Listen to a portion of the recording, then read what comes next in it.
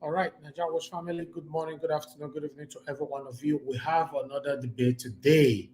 In fact, the first debate of the year 2022. Today is 7th January 2022. My people are on a day. We don't come back again. Let's do this all over again. Yes, as you can see on the title right there, we are talking about the state of the nation. Yes, as you all know that the way things are going on in Nigeria is not pleasing at all. So Buhari, actually, he was interviewed a few hours ago here. So I would like us to play a bit of that interview. We have a couple of videos that we're going to be playing today that got to do with the situation that you and I are currently facing in Nigeria. We're also going to be playing some video relating to our own state as well. My people, good morning, good afternoon, good evening to every one of you. I can see my two leftists is already in the building with me. So as you all know, this debate is all about first come, first serve. Yes, we only have a slot for 12. So who come late, you know, if you can enter, not too vex for us, because last time people were upset. Yes, it's better we start using Zoom and all that. Yes, very soon we'll be doing that. But to be honest, my people, I have to tell you the facts.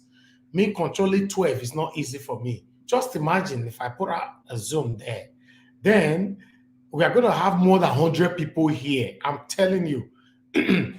Now, even though you are giving one minute to each persons, you know, each person, when we have 100 participants here, trust me, we are going to be here for more than 5-6 hours. So for now, let's deal with these 12 hours and take 12 participants first and take it from there. When you expand more than this in the future, then we look who we're going to be doing the moderation, because at the end of the day, it's not easy at all. Yes, my people, we are here. Let's do this. I can see the good comrade try to join us, but you are not connecting your audio, so you can't join us right now. I have the two leftists behind the scene right now, but you are not, you can't join right now. Anyway, good morning, good afternoon, good evening to every one of you. Those of you on the comment section, Doris Odion, good evening to you. Mary Kimade, I can see you right there. Mommy, the Aspera, mother of all, is right there with us. Good evening to every one of you. Joy P, I can see you as well. Vivian the Rose, I can see you right there. Good evening to every one of you. Okay, that also I can see you as well. Thank you. Osase, those I can see you. Thank you very much, my people, for joining us. Let's do this. Let's do this. Yes, you know, easy. Yes, Vivian the Rose said, take pen and paper, make every mark every name. Okay, Vivian the Rose, I'll do that. Clarence Bell, I can see right here. Thanks for joining us. I'm going to be accepting my panelist into the show right now. In 3, 2, and 1. So I'm welcoming. Let's see. Okay, leftist Toya is right there with us. We lost the other leftist. He will be joining us again. Yes, leftist Toya, how you doing, my brother? Good evening to you. My brother, it's another weekend. Though. Good evening, everybody. Good evening, viewers, and good evening to you, Mr. Elvis. Thank you. I was surprised you were now counting 1, 2 to 0 as if you want to launch one grenade or one. I wait, make you count finish before make I know that go just close my system, make I move. I greet everybody. Today debate in a very important one because this is the state of the nation. And Yes. we keep talking about Edo State. We don't forget Edo State inside this nation we want to talk about. So Yeah. in a very important one, and I greet everybody. Thank you, my brother. We're going to bring in our brother here, Israel Asemuta. We can see right there. How you doing, my brother? Good evening to you. Unmute yourself. You need to unmute yourself, Israel. Good evening, Nigeria Watch. Good evening, leftists. Good evening, everyone that are watching from home and also from back home in Nigeria. And I'm very happy for this state of the nation. It's long due as well. Like Lefty said, it's not just only our state, because our state, the nation gave birth to our state. So that is why we are so happy to join you on this live debate today. Thank you very much. Thank you very much, my brother Israel, right there. So we are waiting for more panelists right now to join us because we already started. We were late for 10 minutes. We'll be waiting for Israel, nowhere to be found. That's why we're late. But let's just take it from there. You know, we have leftist Ama Osa now just joining us right now. Leftist Ama Osa, can you hear me? Good evening to you. Loud and clear, sir. Okay, good. Good evening Thank to you. you for the good work you are doing. It's shaking ground in Edo State. We appreciate you. Thank you very much. We're going to be talking more about the state of the nation today, although we are also going to swing a bit to Edo State because we have something to talk about there. You know, we can't talk about anything here without not talking about our own state. We have the good comrade here with us right now. Good evening to you, sir. Can you hear me?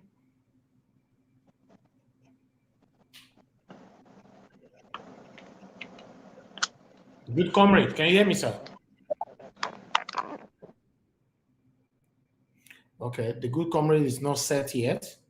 He can't hear us right now, so let's just wait for a minute. I'll teleconnect his own system. I don't know what's happening right there. All right, we are gradually moving on. We're already 5 here. You guys remember, we can only take 12. Nobody should blame me later. It's all about first come, first serve. That's what I'm doing right now. Akim, you are nowhere to be found right now. Not come later. Maybe go past backyard, enter house. You know, the gate for backyard door. In fact, we don't even know where the key is safe. The comrade, the good comrade, can you hear me? Loud and clear. Good evening to you, sir. How are you doing today? Good evening, everybody. Yeah, we bless God. We give God the glory. I welcome everybody. Thank you, sir. Thank you very much for joining us once again. So let's do this. Let's just start with the numbers we have here for now. Before that, I have a video to play. Then we take it from there.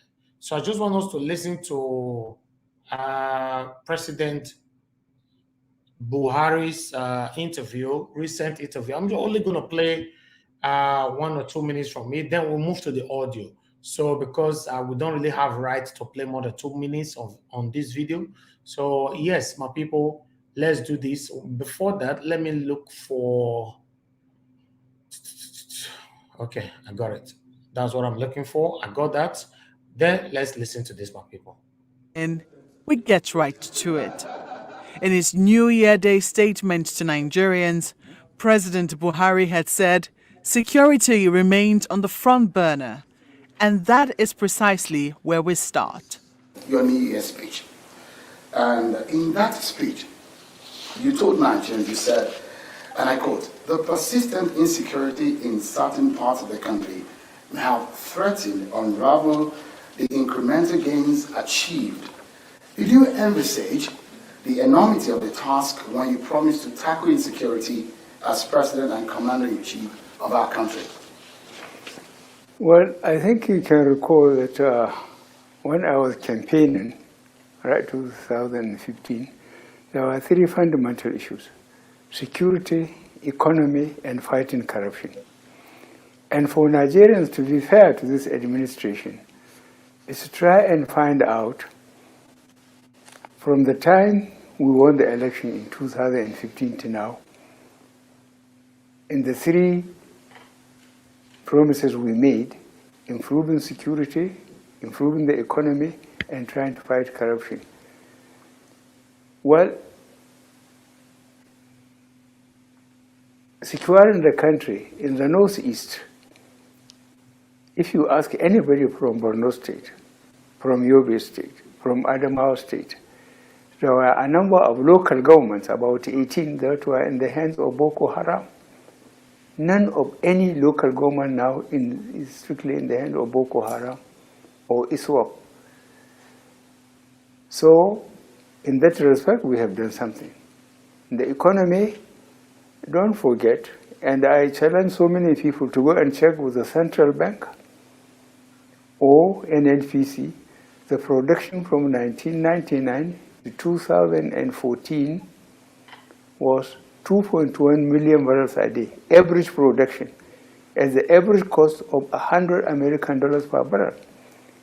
When we came, somehow the militants were unleashed in the south. Production went down to 500,000 barrels a day. Okay, people, we are going to stop that for now, right there. As you know, our government, they are good in blaming the past government for anything that's currently happening in Nigeria or that will be happening. So President Buhari defended himself in terms of fighting in the insecurity, the banditries, and he also defended himself for the situation of our economy. As you all know, our economy is so down right now. In fact, it's still going down. But I was surprised that President Buhari actually defended himself in all of them. So we are going to be starting with Israel on this. You know, Israel Asemota, we are starting with you on this first. Then we'll take it from there. Thank you, Mr. Niger Watch, and good evening again, once again, to our viewers.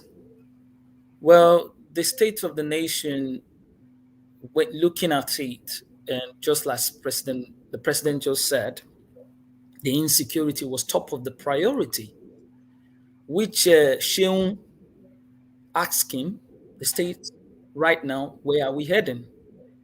And he also gave him what was in the manifesto which he campaigned on.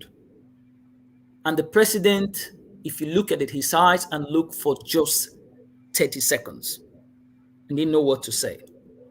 Because looking at what we have right now in the state or the nation is unbearable. He started by saying the bandit, the Boko Haram were in the hands of in Borno, taking half of Borno, and it's no more.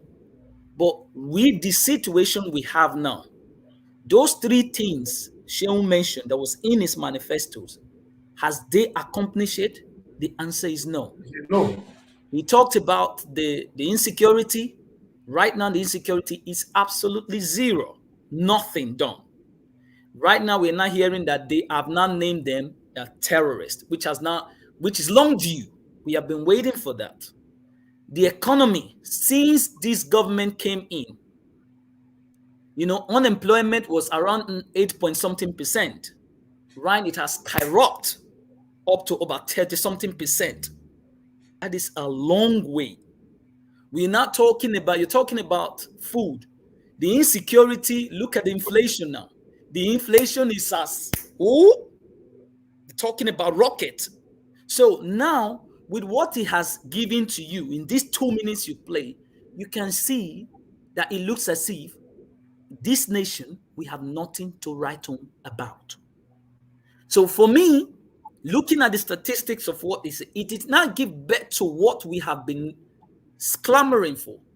It is time that Nigerians to think of their next generation. If we have an inflation like this skyrocketing and the economy, the rate of unemployment is skyrocketing, what is left for the common man?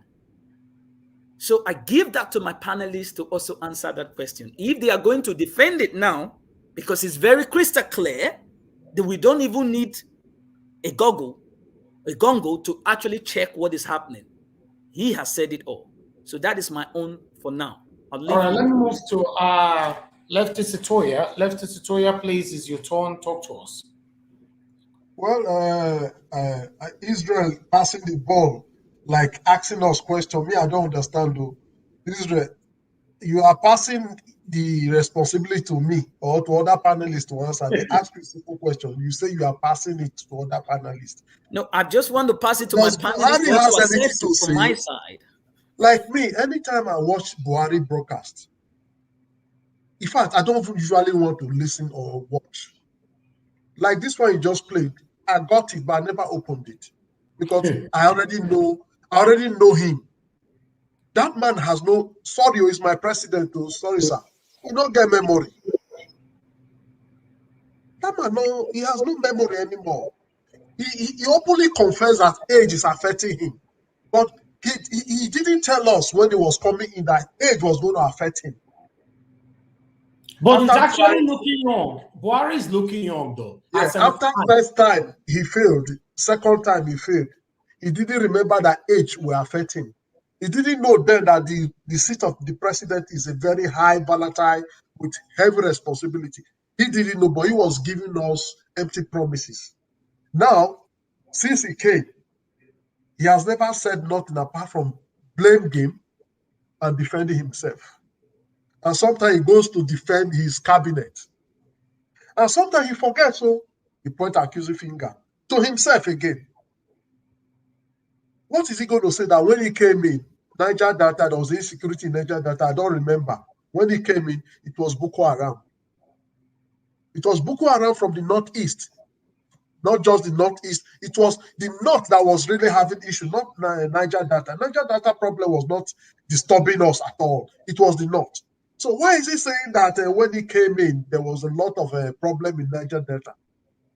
If there was a lot of problem in Niger Delta, when he came in, he took the Minister of Petroleum. He has always been the Minister of Petroleum. I don't know why a president will be a president. He will also be the Minister of Petroleum. It's only Nigeria who can have such offices. It's only Nigeria anything can happen. Buhari has nothing to offer. He has failed. He's already concluding. From last month, he kept saying, in the next 17 months, I'm going to hand over. I don't expect Nigeria to appreciate me. I want to go and rest. I want to go back to family. That man knows that he has failed. Talking about insecurity, has he been able to solve the issue? Before he came in, he said we should give him how many months? Was it 6 months? He knows he was a general. Later, he now became general. He now added general to his civil appointment. But the general earned in his portfolio. A general that never lead the war, the general that never came out to say, yes, I have the experience to fight. Let's go there. Instead, we saw him defending his kingsmen. Instead, we saw him promoting terrorism. If not the pressure from all sides, left and corner, before they could even just make that gazette on Wednesday, if not the court. Did they wait for courts to give IPOP? Did they follow those protocols to give IPOP terrorists? Has IPOP done what the eastern, the northeast Boko Haram and his kingsmen doing to Nigerians? It's a pity that religion has come to play. We can see my tribe men, our religion, we are in charge. We are the first citizen, so whatever we do, we are correct. That is what has been playing out. And I pity Nigerians. I pity my country and I pity our people for not being able to think ahead. We allow some people to use us. At the end, we start to cry. After allowing them to use us to achieve what they want to achieve, we will now come out and say things are hard. How is it hard? How did we get to where we are? Not only him, no, none of us. It's a pity. It's a pity that the man a lot of people had hope on. Even some prophet came. I think Reverend Baka, I don't like to talk about him. I think the other time he's denied that he never said Buhari's we should vote Buhari. He's not becoming a politician, denying The newsprint is there when he said Buhari is the prophet that will save Nigeria. It's not denying, because they now discovered that they played the game of chess that they played Nigerians. And a lot of people key to it. People that I think they are educated, people that I expected to know. Me will not be professor. I knew what will happen. I was saying this before now. But this is the result today. What do we have to say? Thank you, my brother Lefties. Before we move on to the other panelists, we can see two of them rejoined us again. Let's listen further to what Buhari have to say here.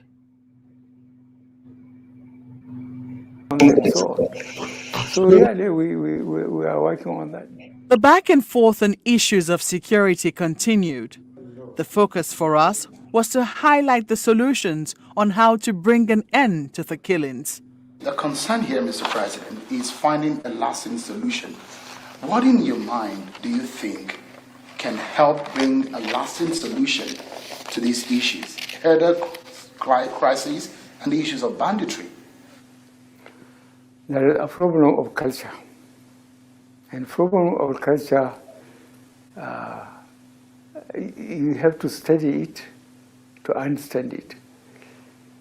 The life of normal herders, a lot of kids, they depend entirely on them. They sell the milk, they sell the animals to pay tax and so on, and buy, say, sugar or salt or something. What are you talking It's about? their entire way of life.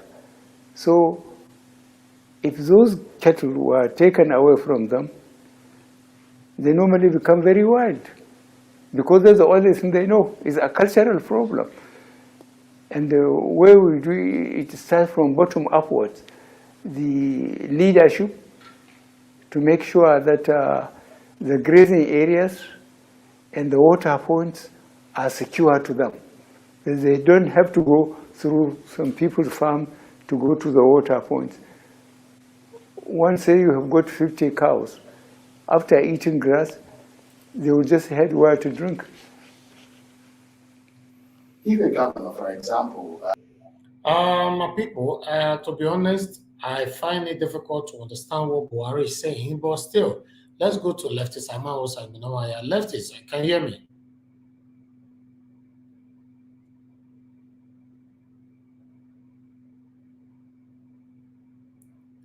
Okay.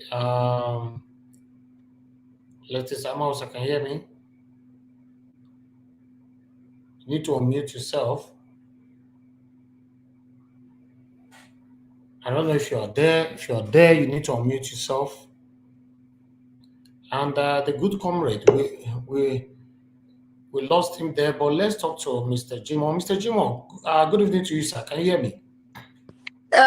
Yes, I can hear you. I'm sorry, maybe I'll have to contribute later. I'm with some visitors right now. Just give me like 5 minutes here. Okay, then let me mute you then. Yeah. Okay. All right. Yes, since our Lefties is not ready, let me quickly deputize for Lefties. You said you did not understand what Buhari is saying. Me, I'm surprised. Why won't you understand? Is he not your president? He was talking. Was he not just talking? No, I was struggling. To be honest, I was struggling. The Why question would you that is here struggling? What are the people facing him, interviewing him? They don't even.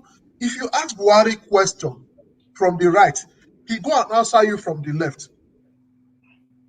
That is the president we have, and that is the president we're expecting to lead the country.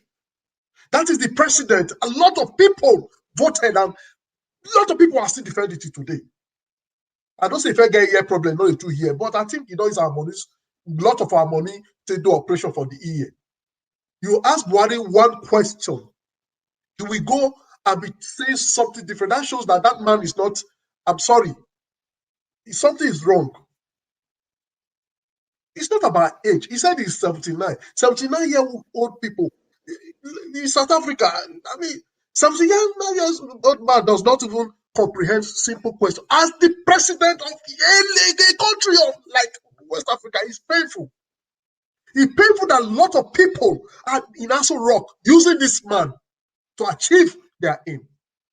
It's painful that some of us, the East, the South, the West, are involved in this whole matter, not just the North.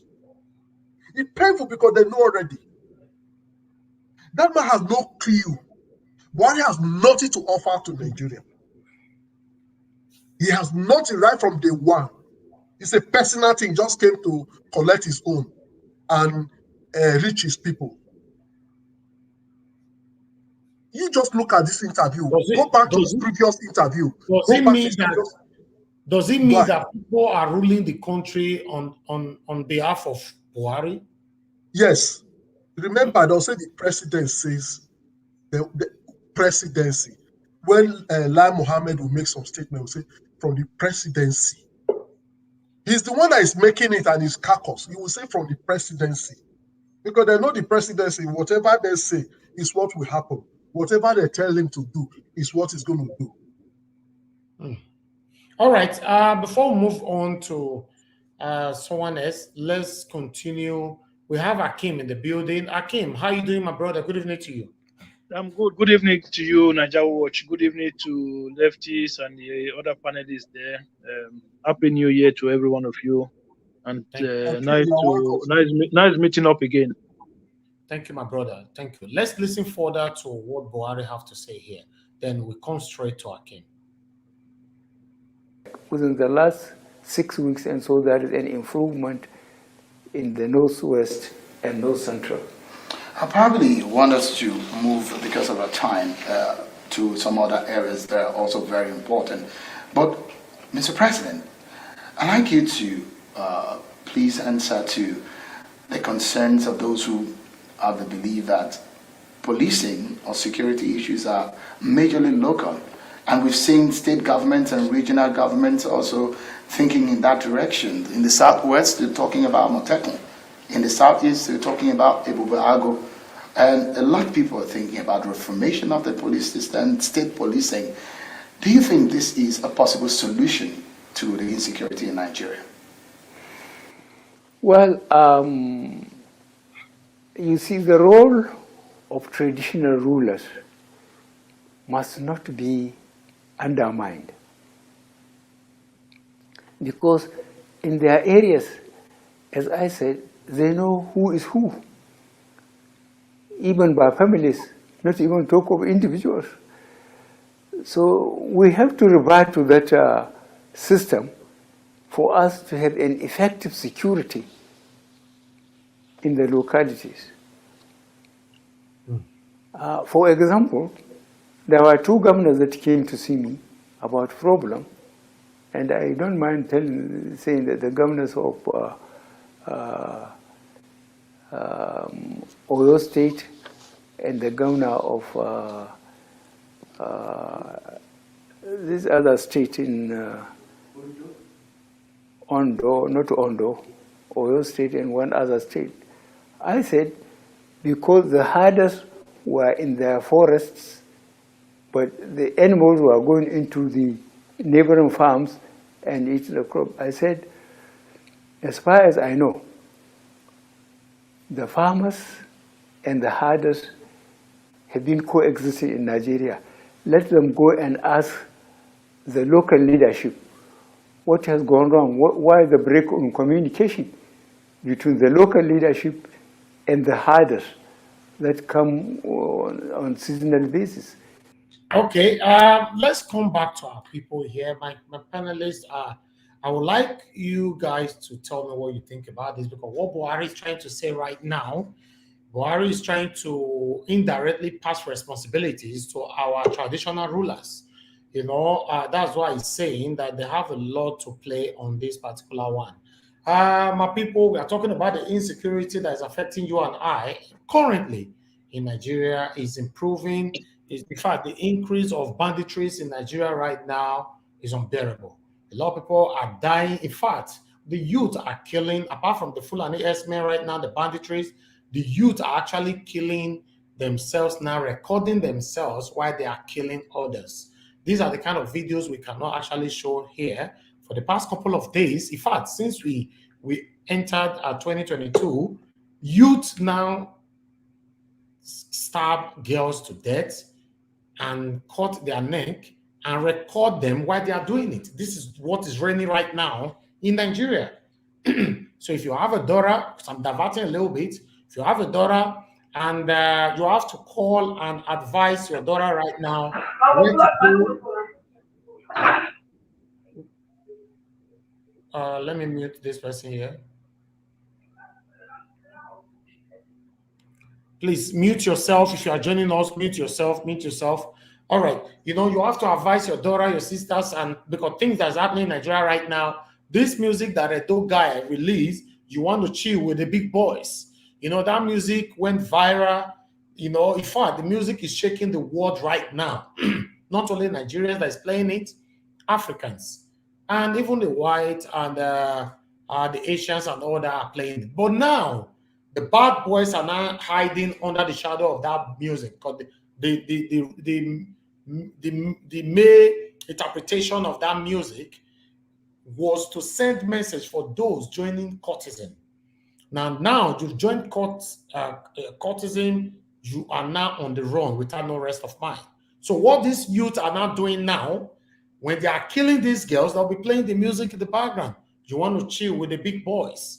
You know, they stabbed the girls to death and cut their neck. I've seen 4 videos in the last 24 hours. So what I'm saying right now is that the problem we have in Nigeria right now, not just banditries, not just traditional rulers or the government or whatever. The situation right now is circulating rapidly. We need, what do you have to say about it? Because if you listen to the clip I just played, Buhari is taking the responsibility away from himself now and is pushing it to the traditional rulers. So I will go to Akim before we come to the good comrade. Akim, can you hear me? Yeah, I can hear you, brother. I can hear you. All right, please respond to the video. How are you doing, my brother? Yeah, I'm good. Thanks once again. Thanks everybody, and thanks to the viewers. You see, like President Muhammadu Buhari is from those ancient generations. You know, is one of those that are still around, whereby they have this arrogant attitude towards addressing issues when it comes to challenges that we are facing in Nigeria. So even if the simple question they ask you is that security issues is local, and what do you think about state policing? And he diverted to the issue of traditional law. Even if you think, this is the problem I have with people that call themselves leaders or people who are in government. That's why, even if you think that state police is going to be abused if being under the governors, it's a legitimate argument. You understand? It is a legitimate argument that you can debate on, but that doesn't mean that you shouldn't try to come up with other solutions. This is why you see this Western world where we are today is different from our place. Is that these people, they are not short of ideas. If this idea is not going to work, what will work? How do we go about it? You know, is there a way we can make the police local but then independent from the governors? Then you can do it that way. You can make, because at the end of the day, if you see what happened in Lagos the other day now, where the IG from Abuja sent police all the way to Lagos State to go and evacuate people from their houses in Magodo. You understand? Yeah. Undermining that there's a governor in Lagos State, undermining that there's a commissioner of police in Lagos State. He sent a different team all the way from Abuja. We can't have a system like that, my brother. It doesn't make sense. You understand? And you say the governor is the chief security officer of the state. The governor had to tell the police officer, wait, let me make phone calls. That is a governor of the richest state in Nigeria telling the police officer, please wait, let me make 2 phone calls. He was calling the IG in Abuja, Malami. He was calling Malami in Abuja to beg him. Come on now. For how long are we going to operate a system like that? When I keep telling you guys every time on this platform, I don't want to be blaming governors. It's not like I think they are doing fantastic job. No, I want us to get to a point whereby they can no longer give us excuse. You understand what I'm saying? I want us to get to a point whereby they can no longer give us excuse. That's why I keep saying our problem is with them in Abuja. 90% or 80% of our problem is with them in Abuja. Until we get to that point whereby a lot of the problem, a lot of the challenges that we face is directly in control of those who we elect locally. You understand? When you want to elect somebody, he will tell you, vote for me and I will take care of security. And when you get there, if there's a security challenge, you cannot tell me, oh, I'm not in control of this. No, that is gone. You don't longer have that leverage anymore. Vote for me, I will give you electricity. Then when you get there, you don't provide electricity. Oh, that's Abuja. No, until we need to, that is what will take everything away from the central, bring it down to the state. Buhari does it not, there are a lot of, 99% of the streets in Buhari don't know them. The man, since they born him, since they give birth to Muhammadu Buhari, maybe if he has been to Edo State maybe 2 times or 3 times. How is this solving problem that is down there? It doesn't make sense, my brother. It doesn't work like that. Everything, look at what he said, oh, we should go traditional ruler. Hang on, so what about the police? What's wrong with the police? Are you not paying the police? Are we not spending money on the police? So what is the point of us spending money on policing then if we are going to advocate the security challenges to traditional rulers? This is my brother. I've shouted, I've taught, I don't know, until maybe one day everybody will begin to see reasons that, okay, maybe this guy is actually making sense. Maybe we will start moving forward. You know, that's my submission on this. Thank you very much. All right, thank you. Let's go to the good comrade. The good comrade, sir, can you hear me? Yeah, good evening, my brothers. May God bless us all. Thank you very much, sir. Let me start with the interview of the president with our young brother journalist, Sheon Kimbaloye. Yeah. The question that was put in front of the president of the great country called Nigeria was, sir, when you came over in 2015, our debt stock at that time was 12 trillion. Now it's about 32 trillion. Inflation, when you came into office as a president, was at 9%, but now it's at 15%. Mr. President, unemployment rate when you came in as president was 8.19%, 8.19%, but now it's 33. Unemployment, we should take note of these figures, is 33%. Mr. President, exchange rate when you came into government was 197 naira per dollar, but now it's over 400 naira to a dollar. So, Mr. President, looking back at what and the indices and what have transpired over the years, is it fair for we now to say that this government is friendly or this government is performing? For my president to answer these issues, President Buhari went from Afghanistan to United Kingdom. He started answering things that have to do with farming. And this was the president's answer to those very basic questions, vital questions. He was trying to encourage us to go back to farming. Now, farming is the way to go. How does this answer relate to the question being put in front of the president of a country? I will not really blame Buhari. I blame Nigerians. Jonathan was the president. PDP failed. They've been in power since 1999. They could not utilize power and improve the life of Nigerians. It's the failure of PDP that gave rise to Buhari. Buhari is not even supposed to be a local government chairman. With all due respect, this is national, this is a live program, but let's say the way it is. Because I have no other country. I must speak the truth.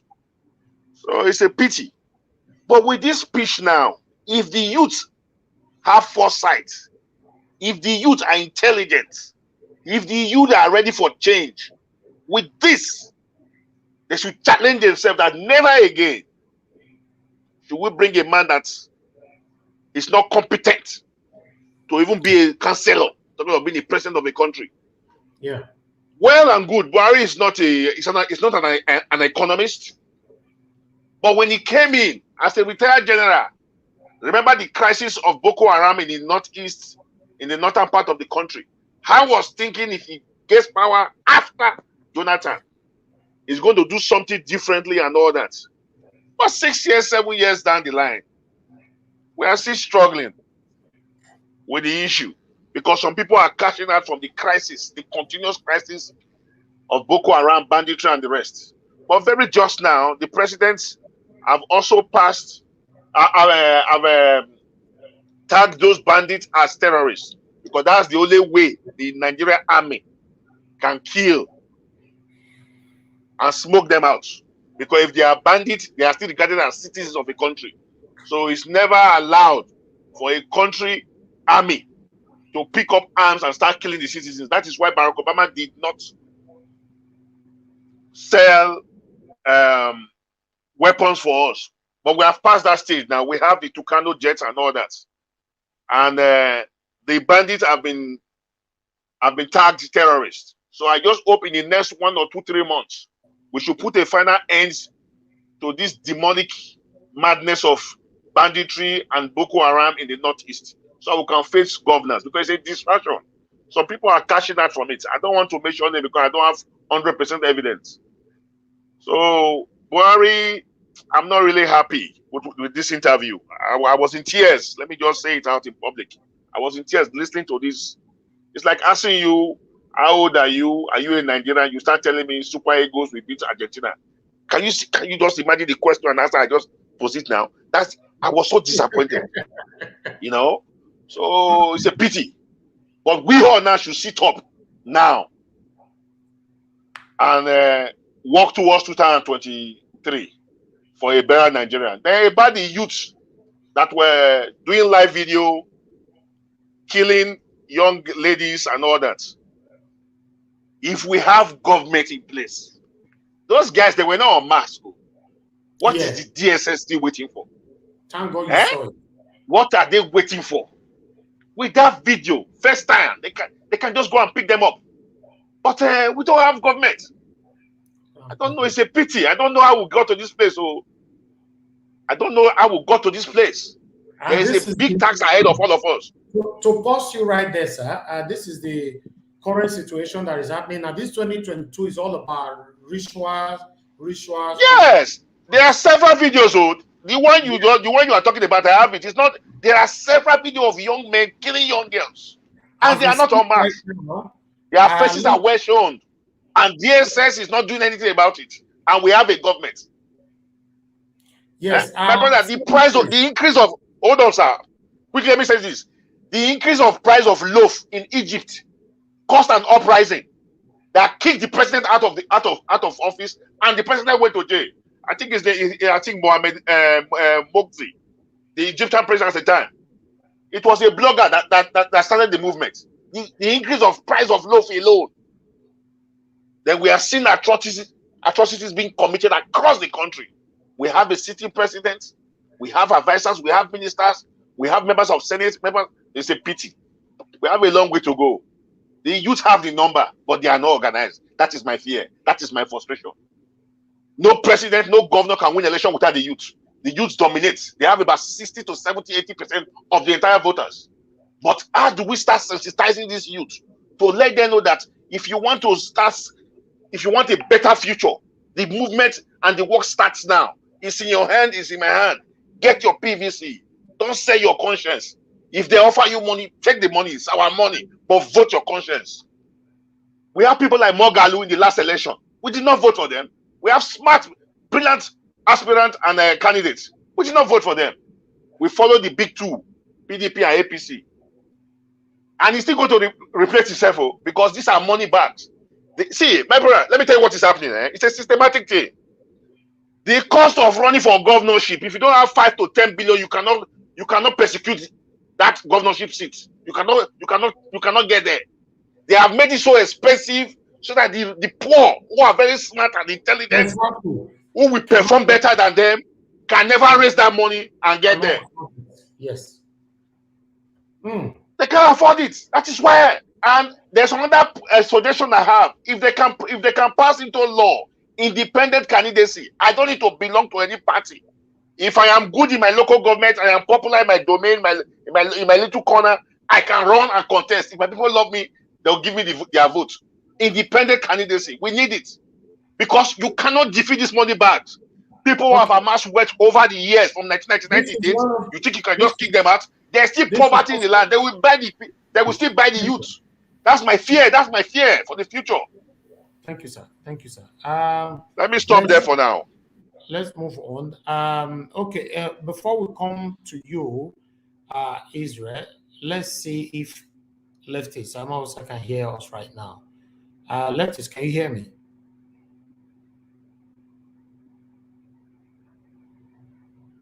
Okay, I think you're still struggling with it. You need to unmute yourself. Lefties is struggling with his network. Otherwise, he would have. Yes, of course, I can see that. Okay, Israel, go ahead, talk to us. Thank you very much, and I thank my own honorable co-panelist that just finished as well for what he said. The good comment, not honorable. I'm not one of them, sir. I know you're not. I just said the good, like I just add the name, sir. So that is a title. That is what I can end it. I thank you so much for the advocacy, and my good people of Edo State and Nigeria. It's long due we should be advocating for this. Like my co-panelist said, it is time for us, the youth. I support him on that. You see, the reason why some of people came out the other day singing and this and got a little bit, people like us, a little bit annoyed, because you cannot come out and say that the youth does not have the chance. This is why we keep telling them, this is not the time to shift the goalpost.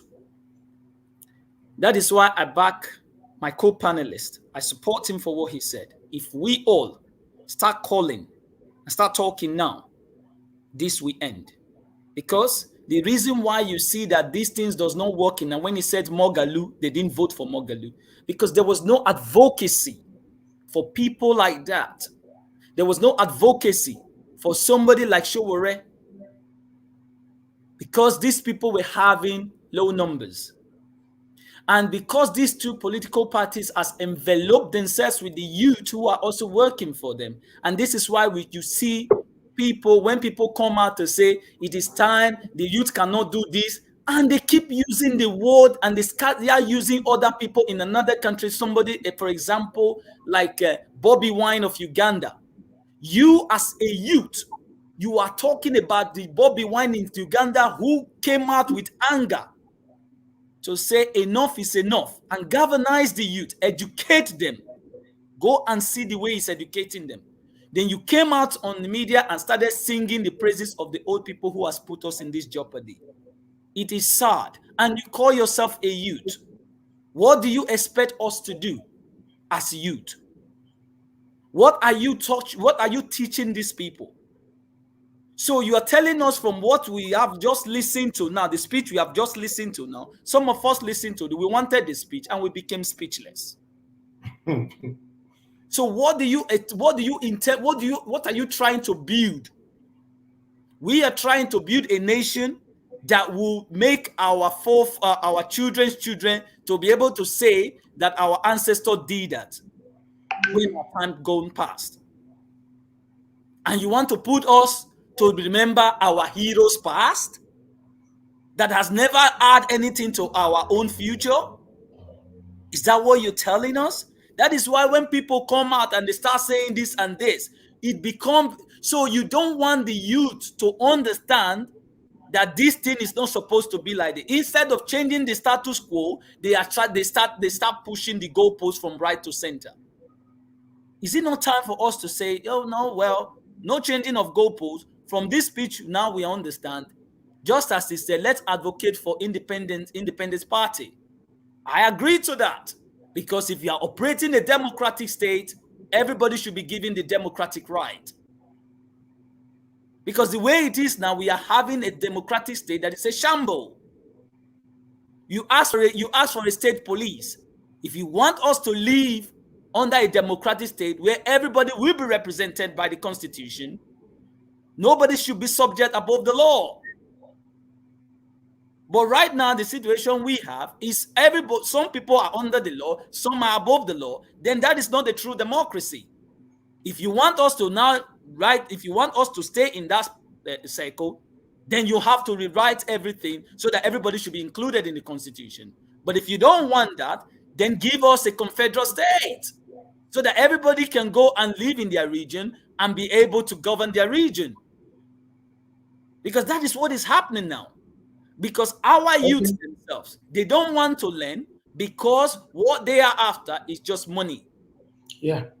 But the money you're having now, how long is it going to take you? Money with no source. They don't want to listen.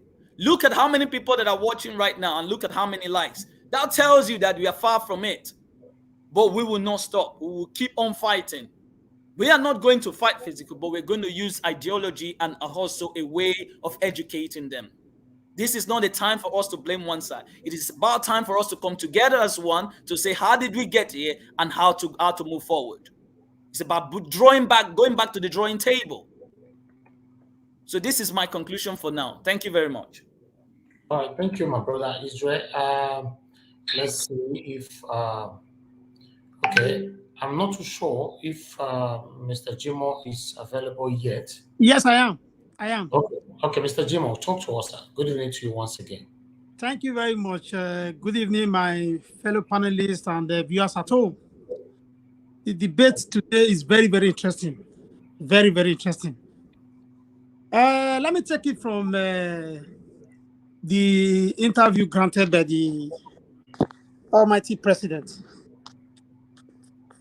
You see, it is not surprising to us now that we made a mistake in voting this man.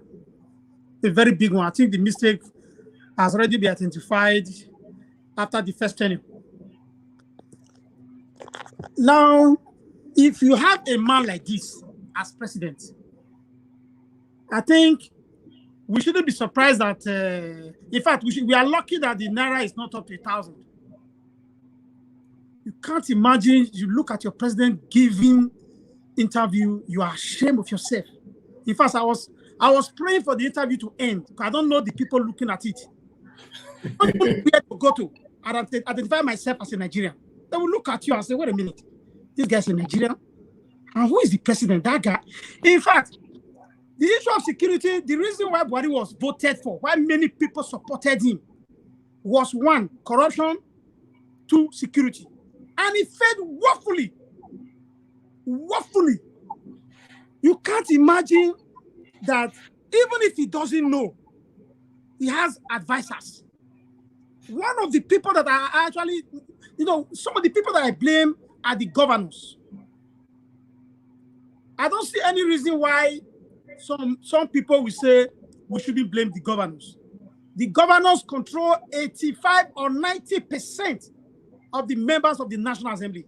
90% controlled by the governors. That's the reason why the judicial freedom, financial freedom that the president proposed, it was the governors that killed it. Look at this police we're talking about, state police. The governor need to talk to their National Assembly member. They pass the law. So the problems comes from the governors who are, tying the hands of the citizens and bringing their cronies as members of National Assembly, House of Assembly. They are governor men, so they know what to do. You see, the security situation in this country, we know what contributed to this. Poor government policies, corruption, poverty, unemployment, poor leadership, weak judicial system.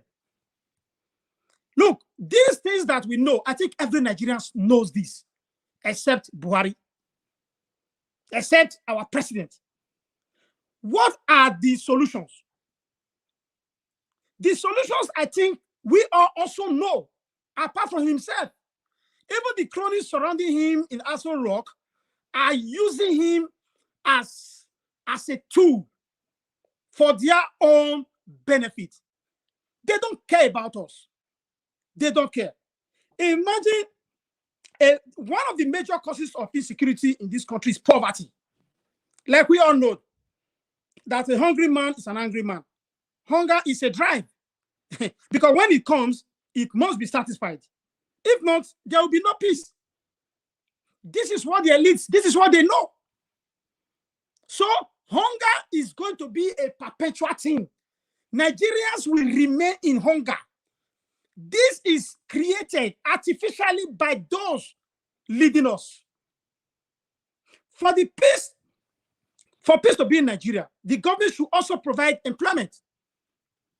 Not only the government should provide employment, but it has to be for well-meaning Nigerians, and we should also provide the employment ourselves individually. So employment can go a long way in solving the problem of insecurity, in my own opinion. Then kidnapping. You see, when you talk about kidnapping, armed robbery, all this are as a result of the unemployment and hunger. Look, I will conclude by saying this, because I don't want to take the time of my co-panelists. I will conclude by saying this. The only solution that is left for us now, we can talk from here till the kingdom come, is a peaceful resolution. We don't need a gun. Let everybody go outside and put your mat on the street and sit down. If we think that we are going to form a political party, we are going to bring one young guy, look, it's not going to work. We can try. Thank you.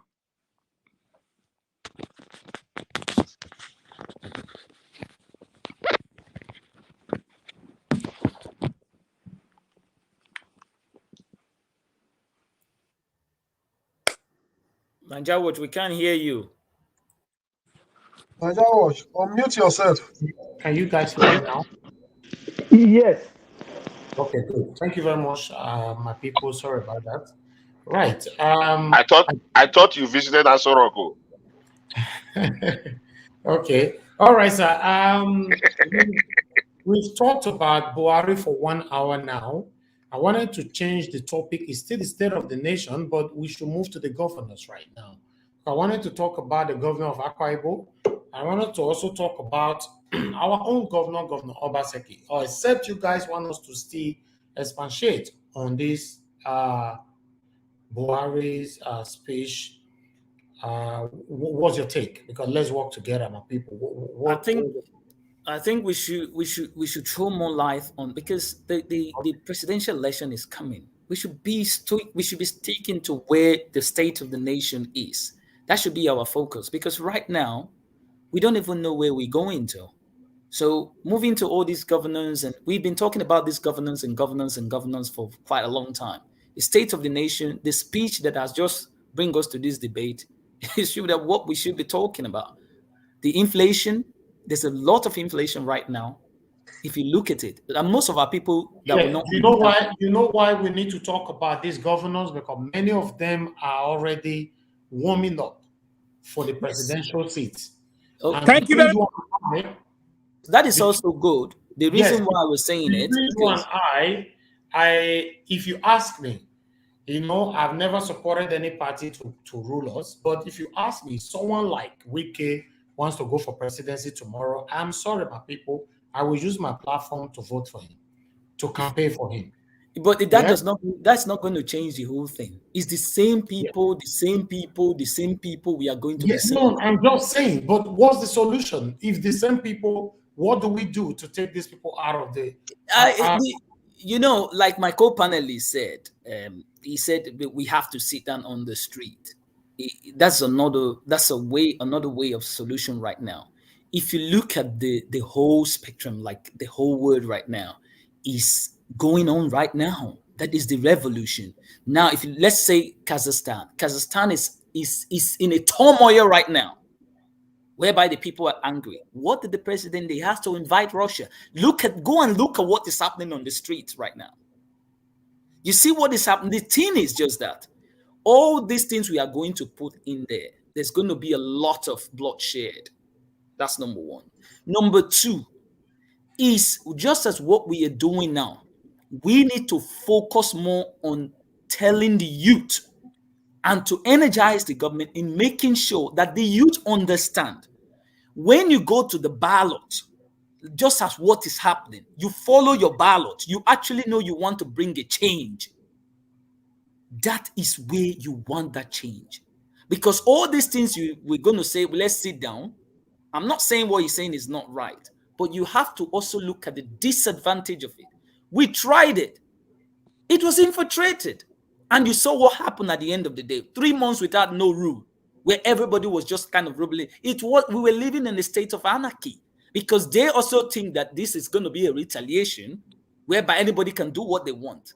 But what we are saying is, let us educate the youth by giving them the resources for them to know. We're telling them about the inflation. Most of them might not understand what inflation means. Inflation is whereby the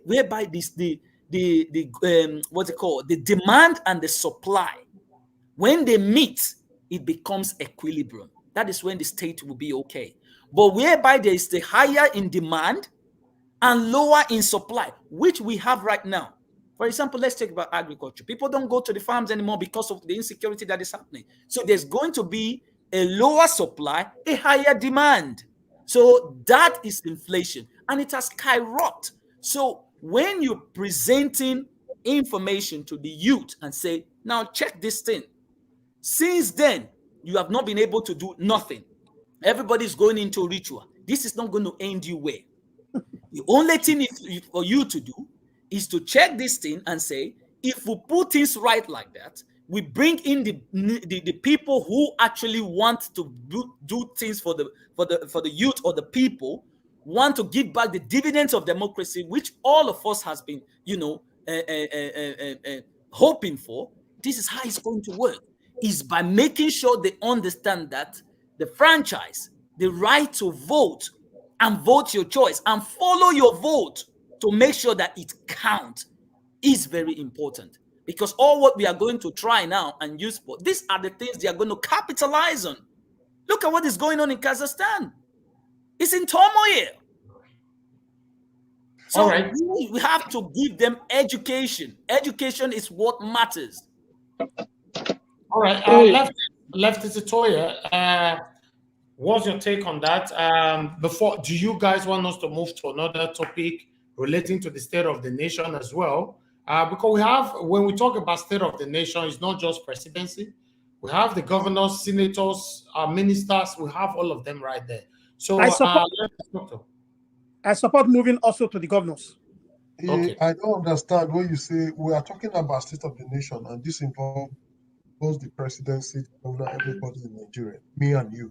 I do understand and that. What we'll be talking about, since if you watch when Akin didn't talk much of his president because he's a great supporter of APC.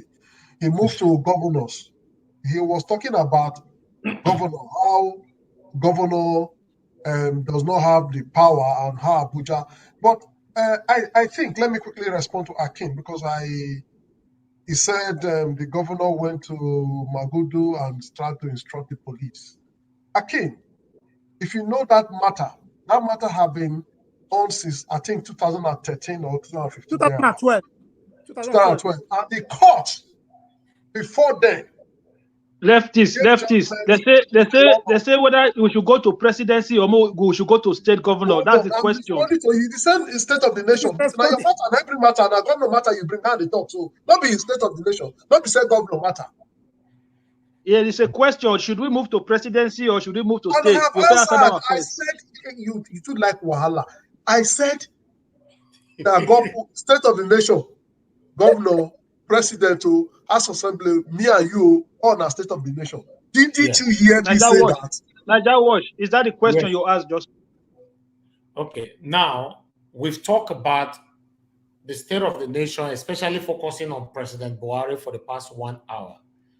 I proposed a lot of topic today.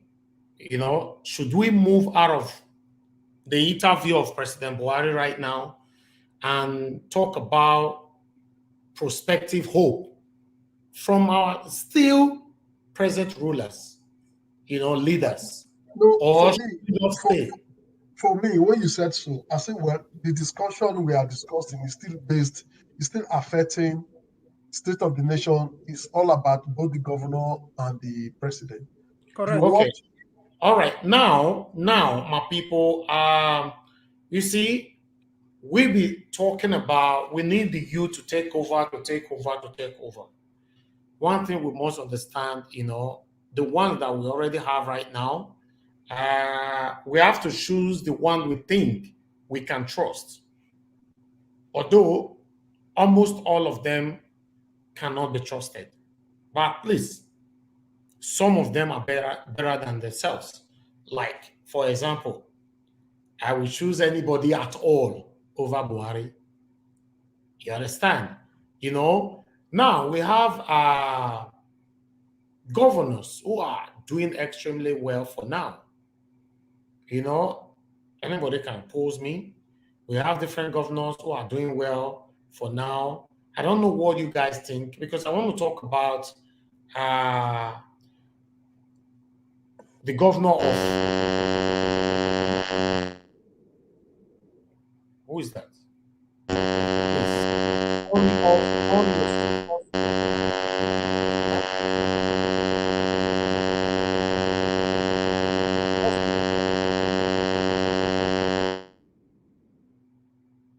Where's the noise coming from? Who is that? I think that was from the good comrade, because just mute him now. Please always mute yourself when you are not contributing, please, so that we can concentrate and focus. All right. The governor of Akwa Ibom State, Emmanuel Odum, for me, I've previously talked about that man before on this platform. In fact, the development in that state is a big one. I have a video I want to play right now. I want us to listen to this video. Then I'm going to play a couple of videos, then we'll take it from there. Please, let's listen to this. Here to see una governor. You hear them? Now, these people are happy with you. Very, very happy with you. You dey amongst the governors where they are people they ready to die for. You dey hear affirmation and confirmation. Everywhere. Your Excellency, sir, the thing we go make your people like you like that, despite the fact say Akwa Ibom no be one local government you get, no be two local government, no be three local government. It can't be say your own style of leadership can't be different from the previous one where they don't experience. People where they hear you, because you remember I've been asking you whether if a northern state governor go come meet you, say make you give them the formula of how to run a state successfully. You say you are willing, you are ready. Now, people go on sabi the journey so far. Waiting you don't do for your state so far. How you don't do them? Reach this level. Waiting be the challenges where you they face. Because there is no, you go can't tell us, after you don't tell us what you don't do, your challenges, then you go can't tell us, waiting you they plan to do for the people of your state. The journey so far. Yes, sir. You see, if you want to start something somewhere, you must first of all plan. Plan. Have a plan. Are you with me? Number one, waiting. Plan. You must plan. Again. Plan. Who they shout plank? Your Excellency, what do you talk? I say you must first of all plan. Plan, no be planko. Continue.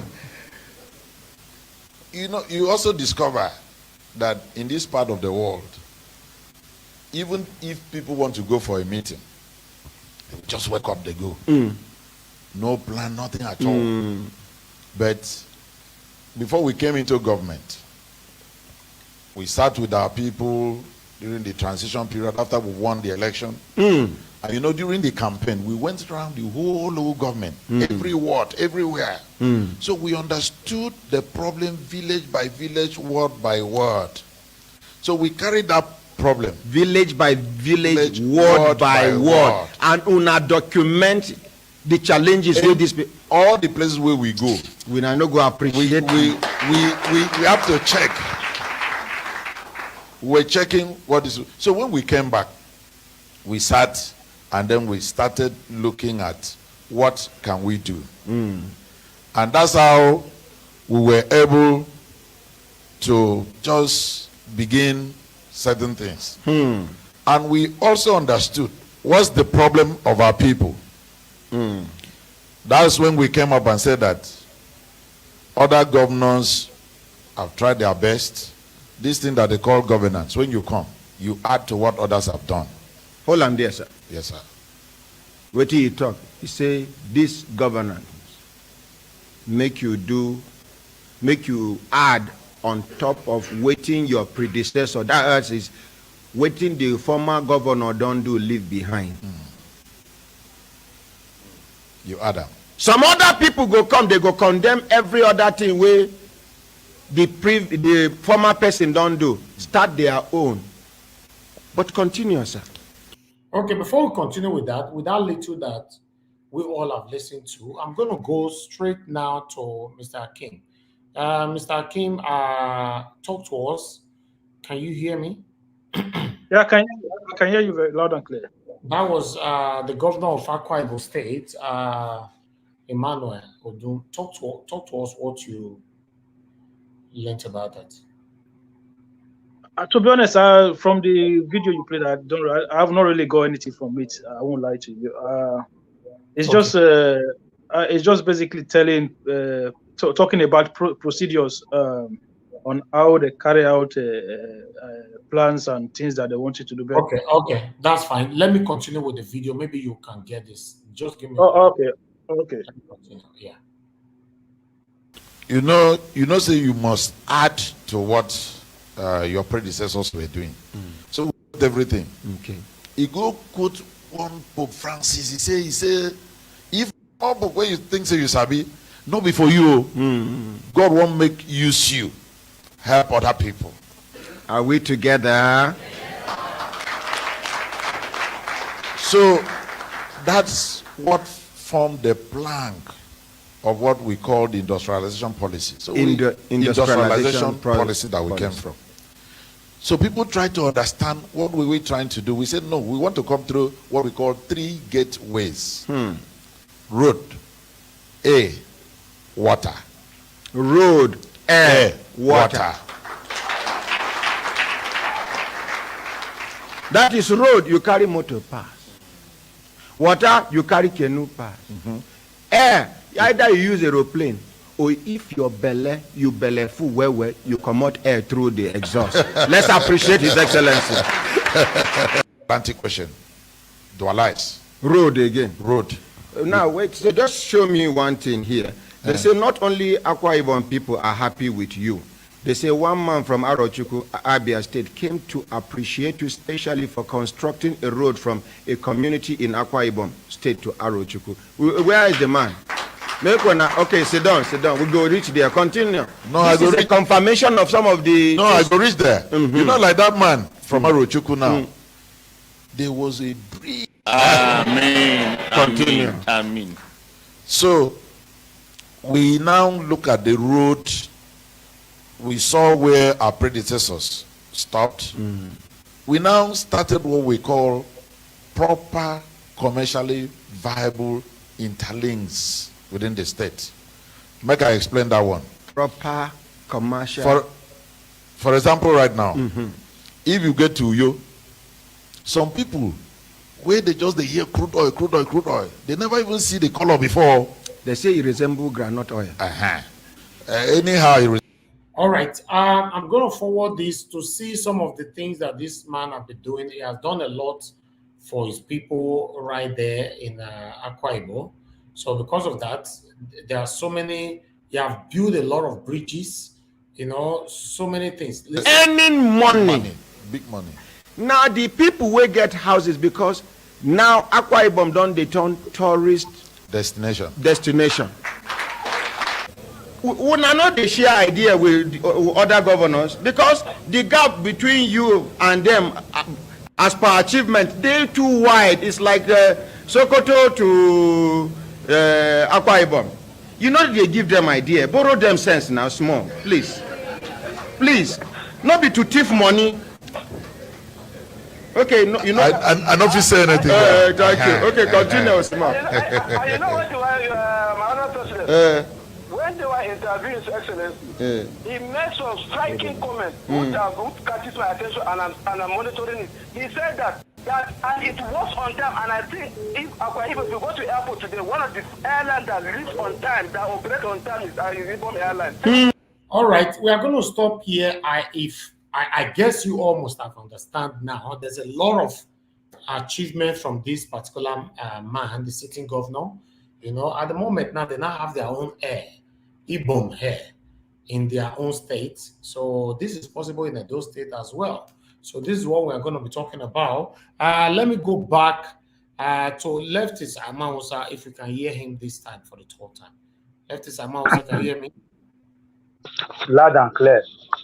Okay, good. Good evening, everybody, everyone in the house. Yeah, good evening to you. I've been having trouble with my network. Yeah, we noticed that. Hello? That. Okay. Yes. The truth is that what you don't have, you can't give it out. A goat can never develop wings and fly. That's the truth of the matter. Those that have the pains on the people at heart will always work. But the kind of leadership we have in this country right now are people who want to go and steal for their own generation. I keep on saying it. They have used most of us for collateral. They take loan at will. They run government in secrecy. And the constitution makes it clear that sovereignty belongs to the people of Nigeria, that the people will be part of their government. It's stated clearly. But the one we have now is to spend money so that they can get their way there and start using us as collateral. They don't also believe in the system. They have their children. A man who has a house and is not staying in his own house, he now went to go and stay in a hotel with his family. And other members of the relatives are staying in the house. What message is that? The man who decides to be a leader in a country at any level has his children in a foreign land, in abroad. We don't have schools are not working. The basic amenities that are not right, that are not dividends of democracy, that are basic rights are not there. Our people are sleeping. We don't have good health system. We don't have good road. We don't have power. So those are basic things people need as citizens. And every day, every year, they keep on budgeting millions for those same things.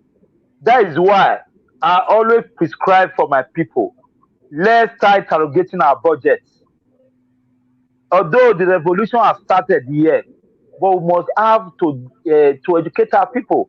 Because the most funny thing is that our people still don't know themselves, don't know the kind of power they possess, that we are like the ancient Rome, where the people decide who govern them. Once the people said today, we don't want you, there's no barrel of gun that will put it down. But funny enough, the people don't know themselves. We are divided within ethnicity, tribal ethnicity, religious settlement, and partisan politics. Those are the weapons, and the politicians are really feeding from it. Like the Bereke family you were showing just now. It's true. If truly governors follow the steps of their past governor before they became a governor, would have been better, like what you have seen at those states. Now they abandon all the old project and they will start enacting another one. No continuity. Well, it's not for the people. It's just to make money for themselves. Like in Edo State, I will always use my state for example. Are there no street lights? There were street lights, but the Ministry of Environment was deliberately stopped not to maintain those street lights. Now today they are pulling the street light. What is different from the old street light and what they are putting now? Nobody knows the money.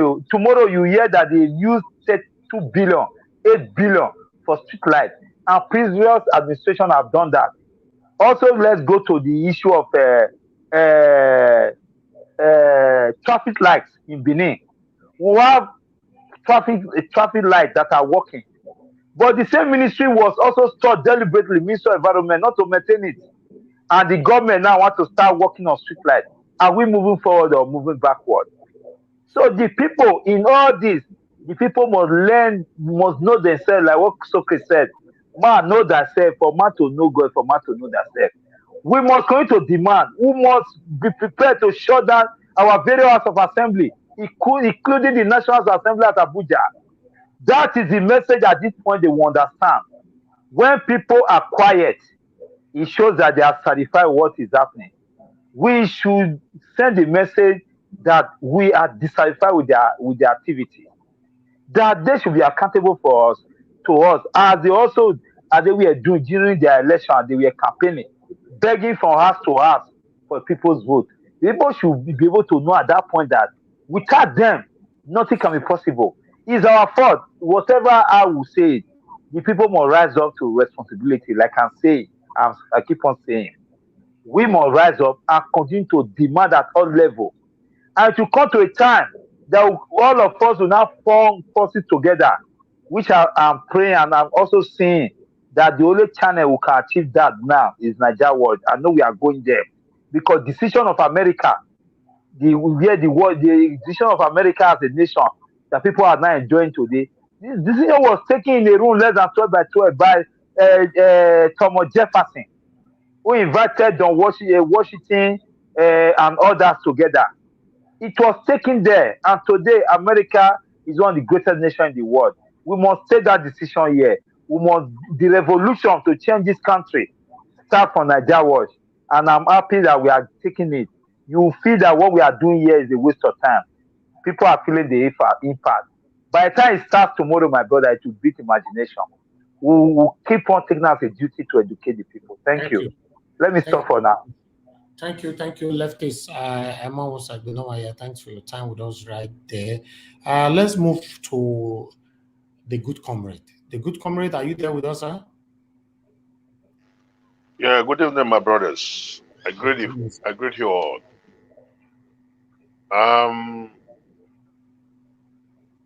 Looking at this video of Akwa Ibom,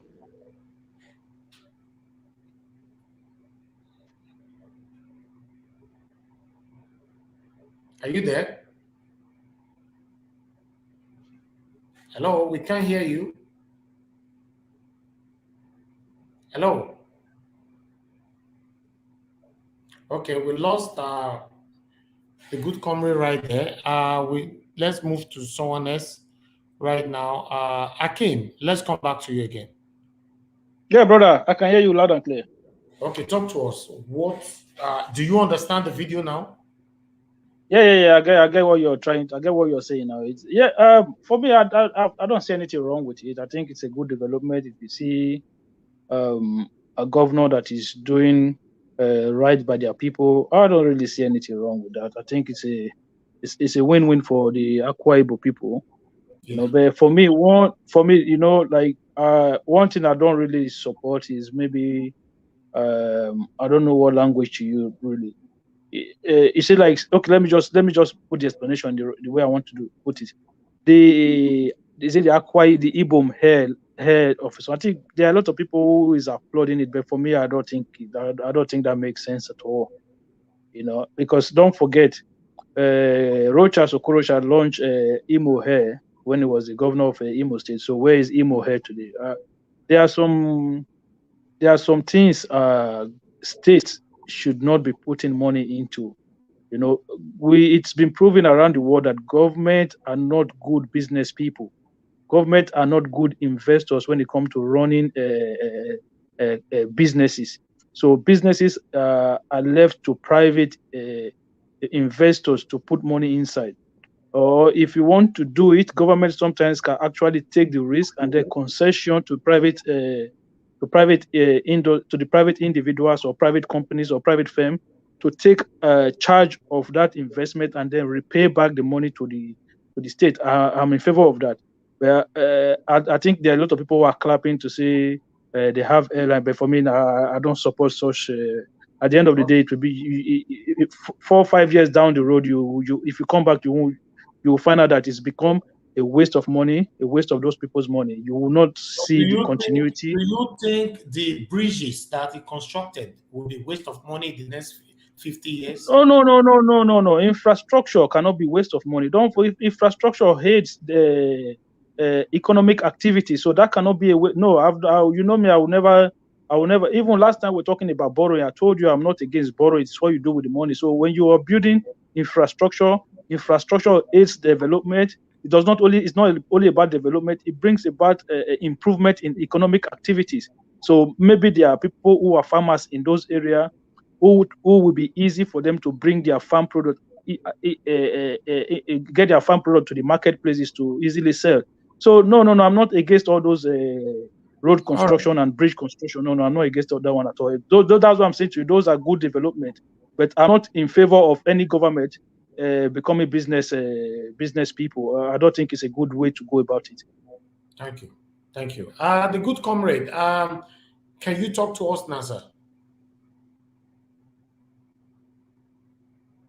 Okay, I think the good comrade is facing. Akim, let me quickly respond to Akim because Akim was the one that truncated my talk when I was talking. He knew I was coming to attack him for what he said about Lagos State. So he quickly changed the topic and that was it. Now, I didn't change the topic. I was just... You changed it for me because I was talking. You just said that was not it and all that. And that was how my speech ended. Okay. So now I want to quickly talk to you now. You just said government are not good in investing their money into certain business. I want to remind you, during Bender State, we had Edo Line. It was a worldwide, nationwide investment in Nigeria. Edo Line were everywhere. They were like airline. Prompt. Was it private company? But you're just proving my point. No, was it private company? No, it ran for a very long time until. Yeah, but you're just proving my point, my brother. No, I'm not proving your point. Yeah, you are. I'm not proving your point. What I am saying is this: government can run very well. So where's the Edo Line today? Edo Line today. What happened to Edo Line? You're asking me you're the one that is using Edo Line as an example of a government running successful business. Very well. Government can do very well when we have sincerity. Like this Akwa Ibom. You know what he said? He said continuity.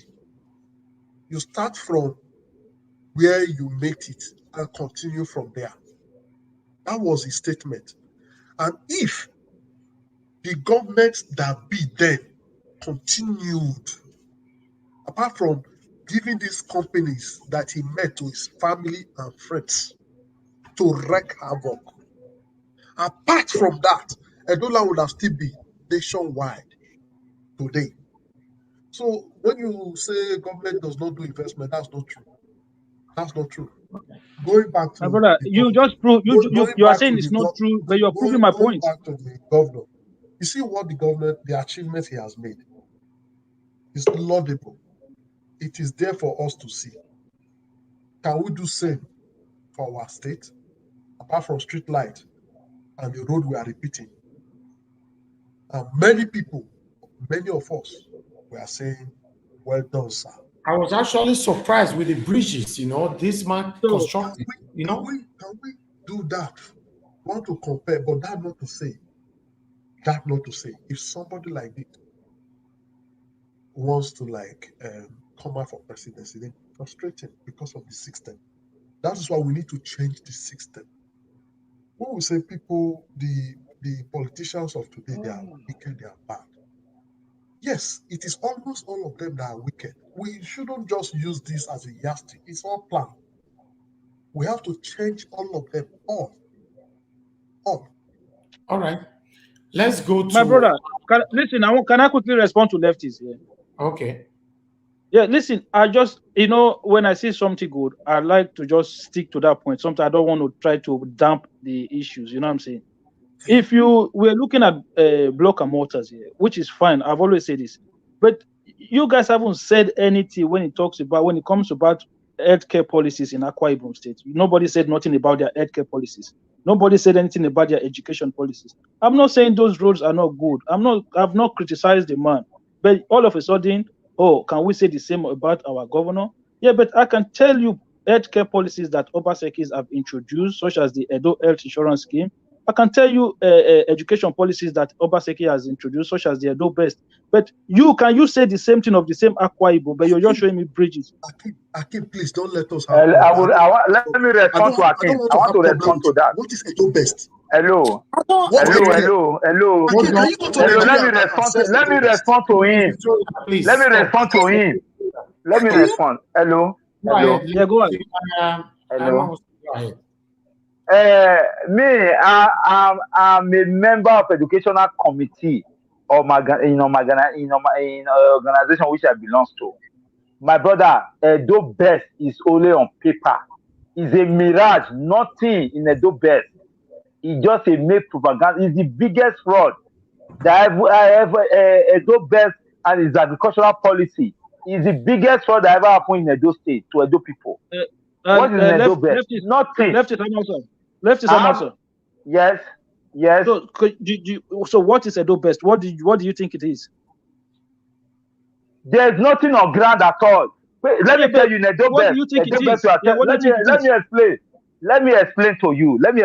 If you are talking of Edo Best, does that one warrant parents to be employing teachers in government schools?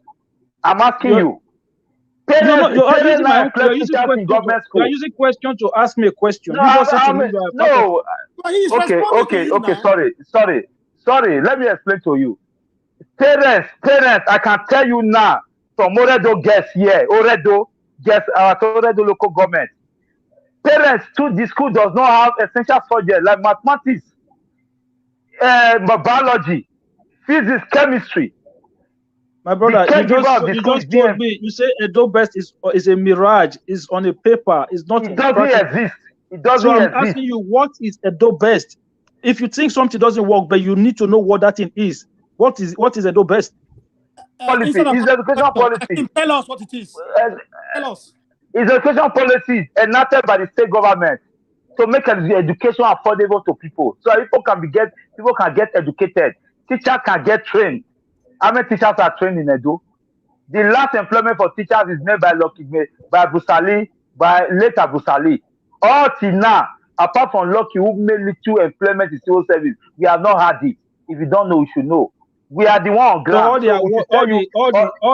All the award that the teachers union were giving to the governor when it comes to teacher training and teacher recruitment, those awards they are on paper as well. They're not on ground. Did you listen to what happened between the teachers and the governor? Have you also followed what happened between the teachers and the governor? The governor which you have in Edo State currently is a bully. No civil servant have right to make decisions for his or herself. So if you are talking of Edo Best, actually, like you have said, can you show me viable evidence of existence of Edo Best in Edo State? Can I come in? Yeah. Yes, come in. No, he just has a question. Let Akim respond, please. Sir, I want to answer everyone. I think everybody's trying to use this. Akim respond. Wait. Everybody, please hold on. Okay. Thank you very much, Niger Watch. You see, this is the problem I have sometimes when we are having a debate, right? If you want an explanation, I will explain to you. Edo Best is an initiative of the state government that was introduced. I want you to listen to this.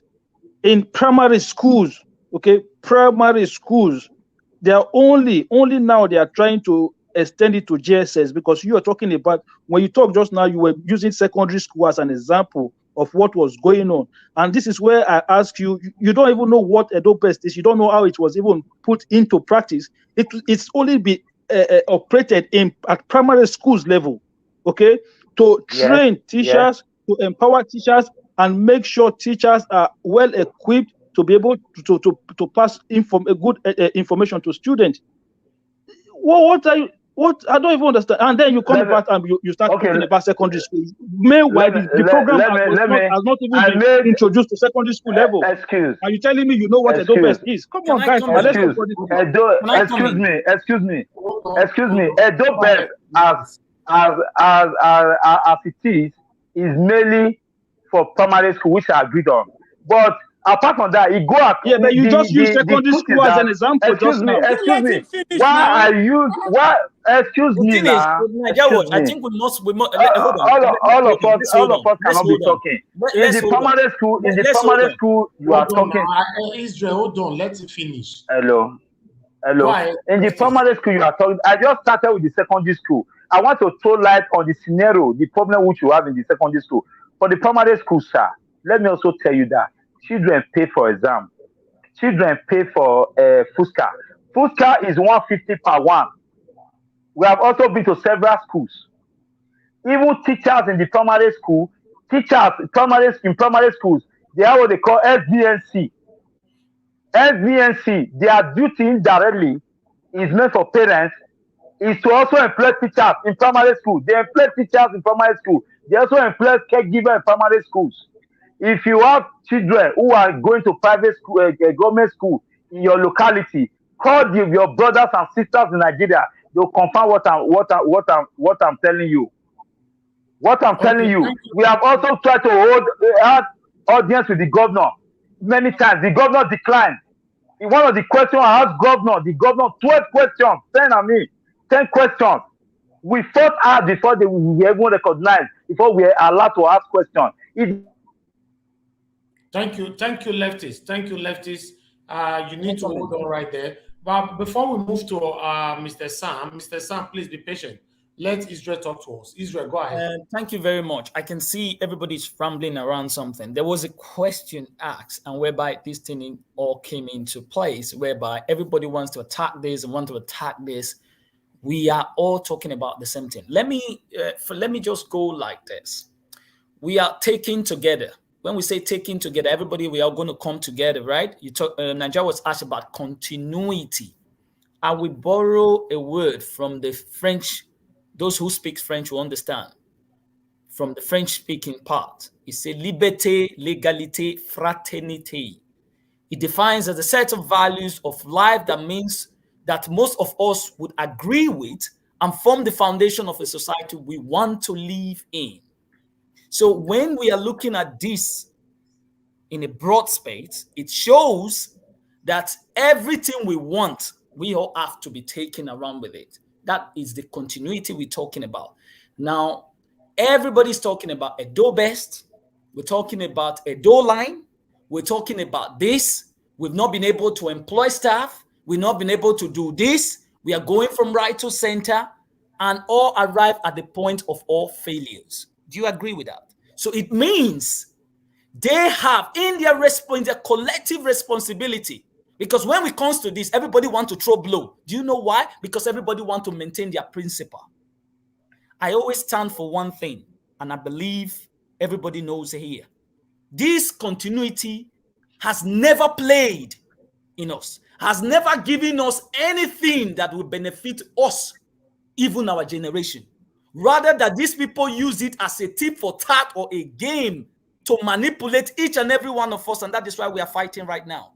And that is why we say, égalité, fraternité, et légalité, it has not stand in our society. They have duped us.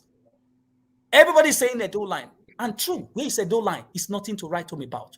Where is the teacher? It's nothing to write. Now go to these villages who receive their Sunday newspapers on Wednesday because it's so far.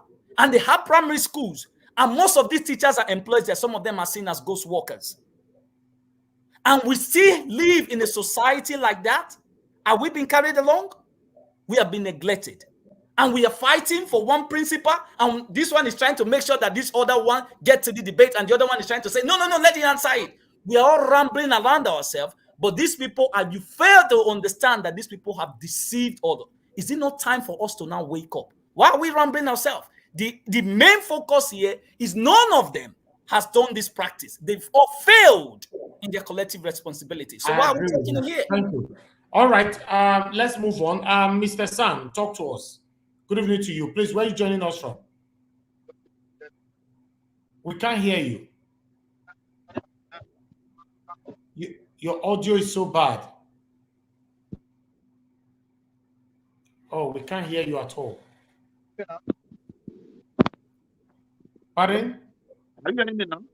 Yeah, it's better now, yeah. Okay, good. Mr. Israel Afemota. But we still can't hear you better. We still can't hear you. My God. I'm hearing you clear. Yeah, it's coming on and off. We can hear you now. Okay. I want to thank Mr. No, it's Israel. bad again. It's bad again. Let me continue it to flow in, please. Can you guys hear him? Are you hearing me? It comes and it goes. It's just fluctuating. That's what I'm saying. Yeah. You can't hear anymore Just now. come in and come back again. You need to come back again. Use the same link to come back again. Okay. Yes, you see, we can't hear him. You know, let me take you out, then you come back again. All right, the good comrade, can you hear me, sir? Okay, the good comrade is struggling with his internet in the UK. The good comrade is not there, just like Israel have said. That is what I said. All right, Akim, I'm going to let you know that you said the governor of Akwa Ibom State did not talk about education. If I play that part for you, you put your No. Nigeria was you don't put word in my mouth. I didn't say he didn't talk about education. I say you those. talk about the infrastructure and bridges and all that. You know, you say he didn't talk about education. I say, you know when after we show the video and I say, listen, what the man did is good, and I made my own submission regarding the airline. I say, listen, I don't support that part of it. So it was when I don't know who made submission, and then he compared it to Governor Obaseki and stuff like that. So that was when I came back to say, listen, we are just talking about all of this. I'm not talking about structural. I'm talking about policies. I was talking about policy. I said, listen, I didn't go to Obaseki. I just made my comments based on what was shown on the video in Akwa Ibom. I did not deviate into any other state. I made my submission based on Akwa Ibom only. You understand what I'm saying now? So I was not the one who went to deviate, who diverted the topic to Edo State. When I made my submission, I said, yes, the road, the bridges, they were all good. You understand? Okay. So I said, and I have issue with the airline. That was me. Let's don't forget. You talked about education. That the man did not talk about education policy. You said so. I heard you. Yeah, I said that was because I was countering the person who made the submission, who went to Edo State. Before the countering, you say you shouldn't. No. That, if you can play this video back, you will see that's not true. Okay, my people. Let's hear from our brother Sam. Sam, can you speak? I just speak. Which country are you joining us from? I'm joining from Germany. From Germany, okay. Yeah. Your audio is so bad, but let's struggle to hear from you. Go ahead, speak to us. Good evening, everybody. I want to really thank Mr. Your audio is so bad. I think you need to call in so that you can give your contribution. Your audio is bad. The way you placed it before, it was a little bit good. Okay. Yes. It's okay. Yeah, we can hear now. Leave it like that. Leave it. Speak right here. Okay. I want to really thank Mr. Israel Afemota because every time he's on the debate, his first statement is that I'm not for PDP, neither APC. Now I can really see that thing in him that he wanted the development of a state, not for political party, not for opposition or that any debate. Thank you very much, Mr. Afemota. My concern is that we are comparing Obaseki with River State, what Agbogun is doing, comparing with the other states. My brother, is it only Benin City that made up a those state? Which is no. I want Nigeria Watch, please. Those people who collected loan from Europe and America to sponsor their brother in PDP, the Obaseki will win, because we have the focus that Obaseki will get sympathetic vote to win the election. We borrowed money here to sponsor our brothers in PDP then at home, so that they will make them commissioner, SSA, and other things. And Obaseki that will come back in a different form. Based on this, Obaseki is having so many backlash from PDP and it's not APC, from PDP. Based on this debate, we should. I want us to upgrade this debate to a higher level, because most people are coming here to open up their anger. Then we now roll into their shoes and start debating on that issue, which is not so. You have your program for today. Let that program be on the line, and we'll debate on that. For me, I live in Germany here for over 2 years. I've been to Edo State. But what is on ground in my village, not in Benin, in Edo Central, I think Obaseki is on the right track, like Awolowo, the way we move on Western region, and the Bola Ige and Bosali, they are on the same track. Please, let us give this man the time to rule, and the 30 years program he put on ground. The next person, that is where we start to put up, is this person following up the track of Obaseki or not? Obaseki is laying foundation.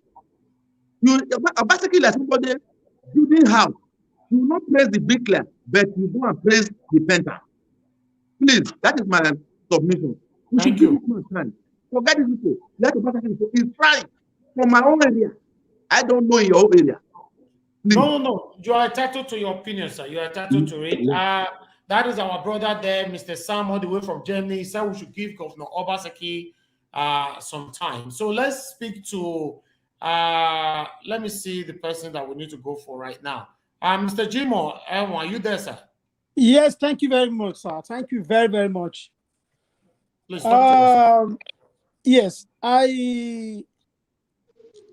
sometimes I want to feel as if whenever the issue of Obaseki comes on this platform, many people will be regarded as either opposition or people speaking with anger.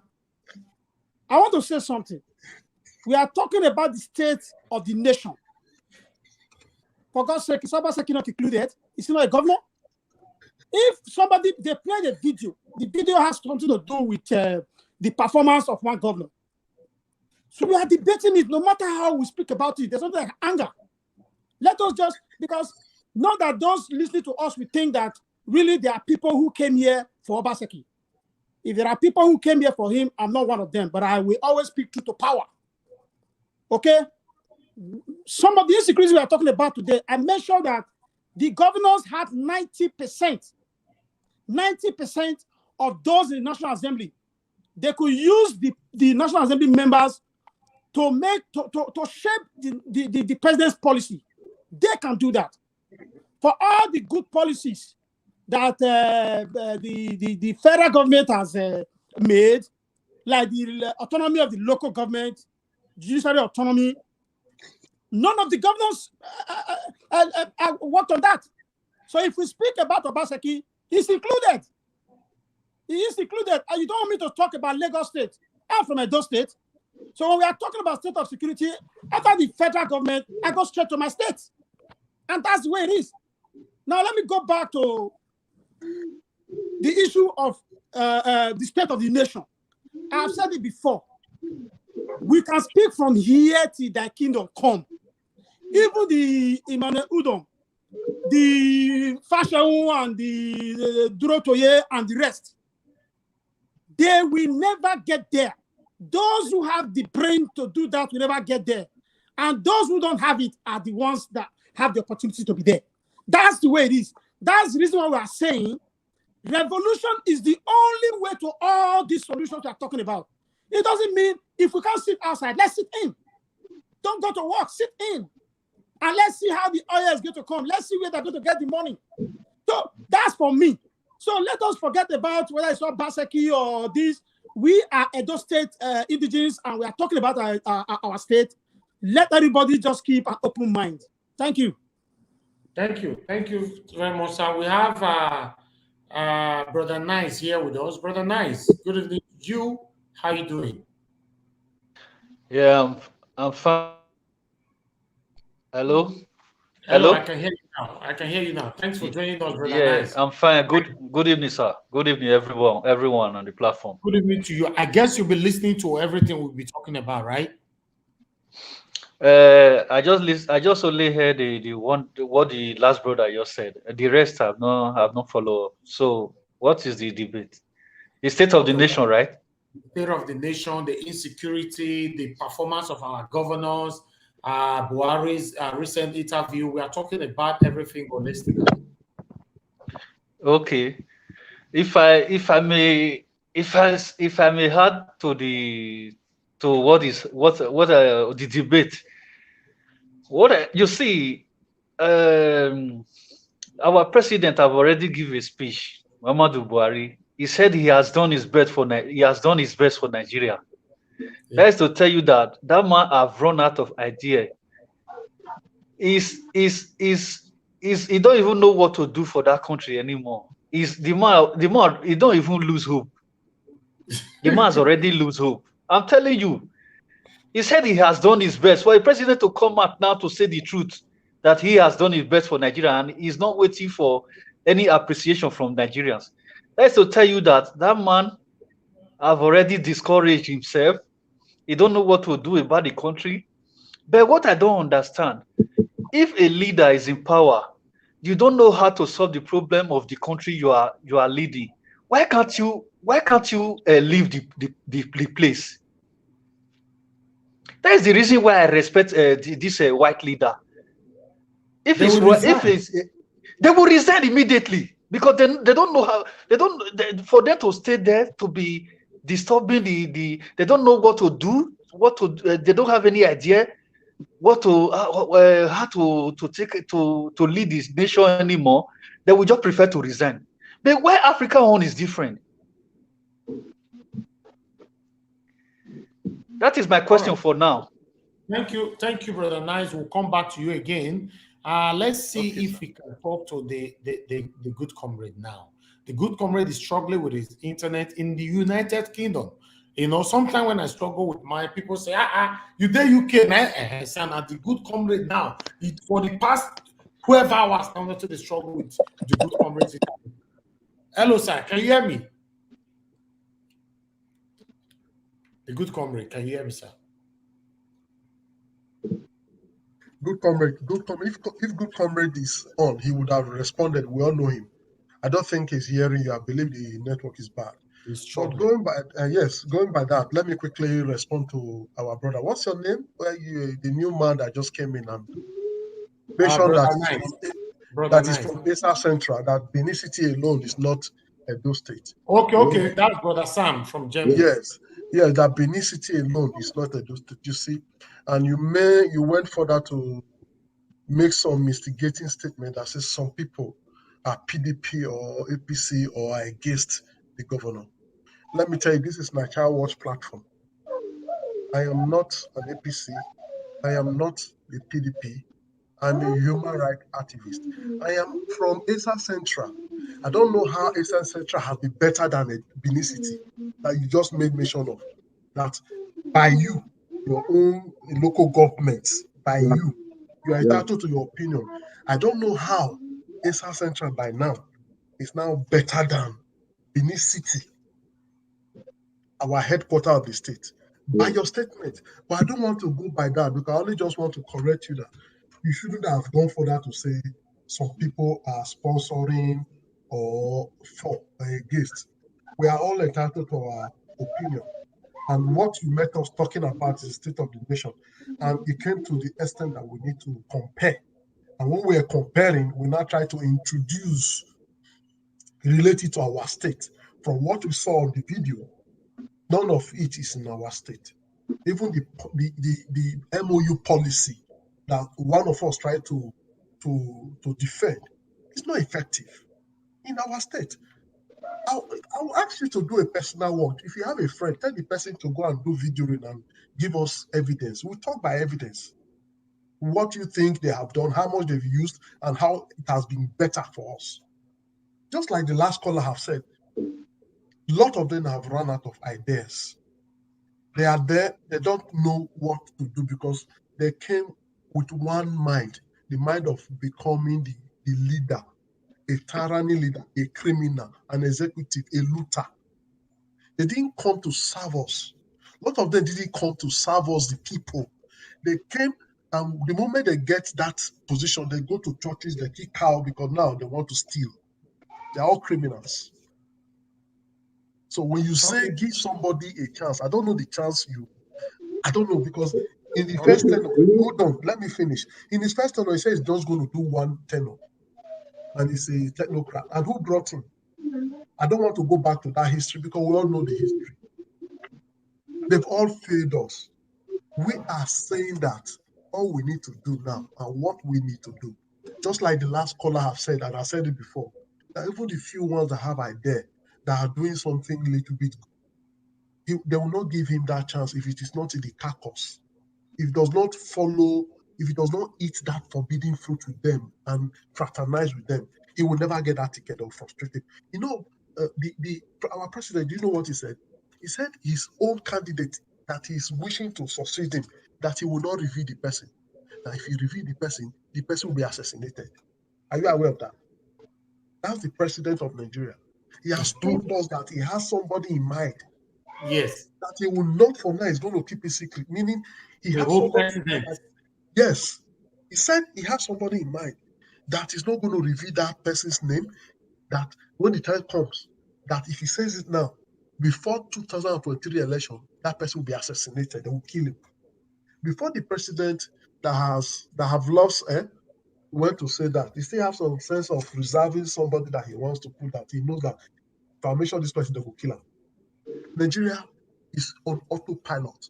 Whether your local government, which is my own local government, I don't see anything there. Nigeria as a whole, I don't see anything there. All we are saying is for us to change the whole system. I greet you. Thank you, my people. We should be rounding up in the next 10 minutes. Let's at least for once stick to our 2 hours today. We have someone calling in. Nigeria Watch, that 2 hours. Look at people are calling. I wanted to ask you. They should wait. Your body to the hot. Wait. Let them say. Let people call in. 2 hours. What's your name and where you calling us from? Talk to us, sir. Okay. Okay, talk to us, sir. Go ahead. Let me know first. Thank you for the panelists, and I see all the questions and the comments. So one thing is my contribution is this: before we debate against, let us try to do more research for people to come out. I have some about 5 key areas to just emphasize on, to really draw lines on, so when it comes on it, because that opportunity you work close to those areas. First and foremost, we talk about Akwa who goes to the governor and Akwa. Understand? Okay. And we want you cannot compare Akwa Ibom to Edo State. Akwa Ibom collect the highest oil allocation in Nigeria. The money Akwa Ibom collect from the federal government from oil allocation. I think it's not Edo State, it's not 30% of it. That's number one. Okay, before you move on, sir, then what is the research you wanted us to do before we come on air? I would like us to know that. That is what he's saying. That is what he's saying. He's talking about the allocation that they have. That's what he's saying. Please. Mr. A and Mr. B. Look what Mr. A collect, what Mr. A and what Mr. B each can pay together. Okay. That's what that's one thing. That's if what I've done, what I do research, look the allocation, the Akwa Ibom receive from federal allocation. You see, they do that number one. And see, all those petroleum stuff, petroleum test fund, they support all this program. But you know, in our state, we don't have medical or industry like that. Okay.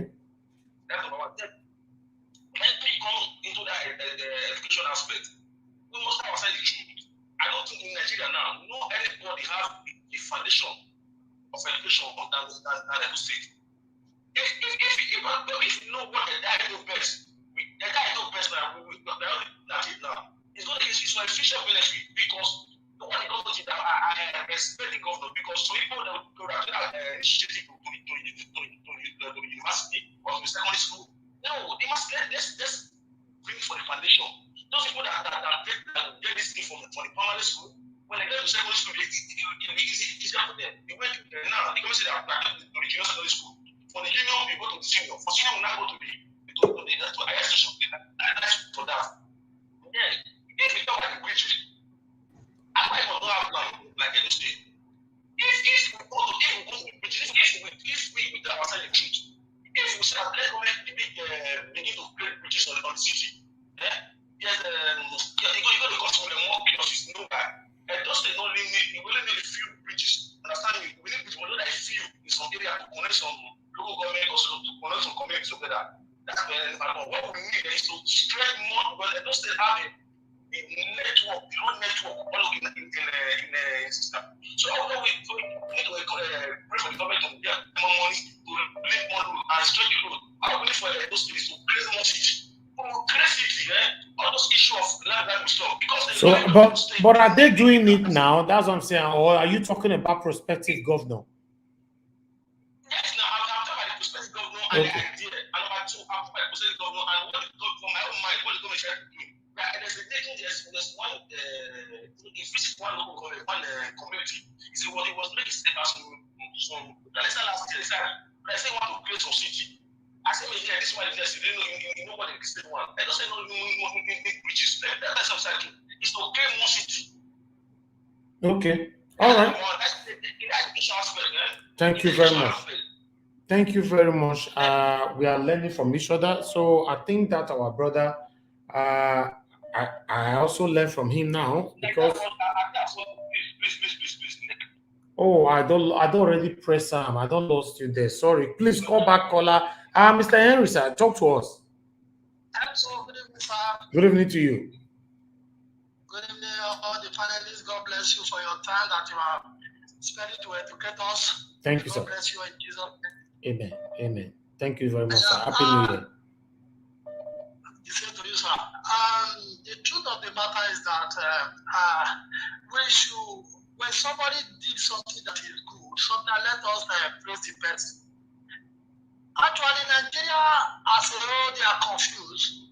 Nigeria, if you look at the system based on what we have experienced for the past years we have been in the Western world, no matter what they will actually do now, we will see that they are not doing anything. Let me talk particularly about our state, Edo State.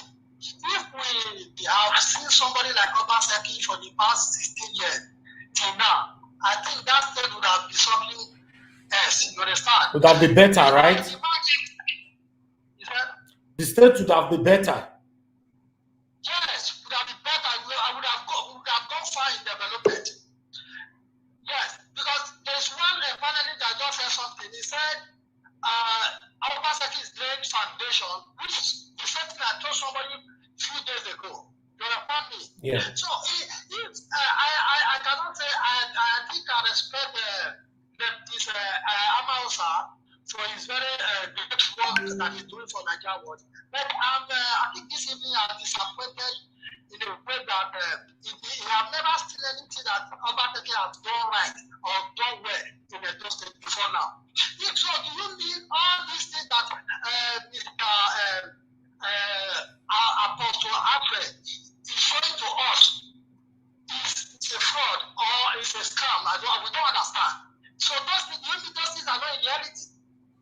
All right. Let's come and tell us that he has never done anything that is, somebody should. No, he never mentioned he has never done anything. He only talked about Edo Best, which Akim countered him. So he mentions on certain things. He mentions on certain things. You understand?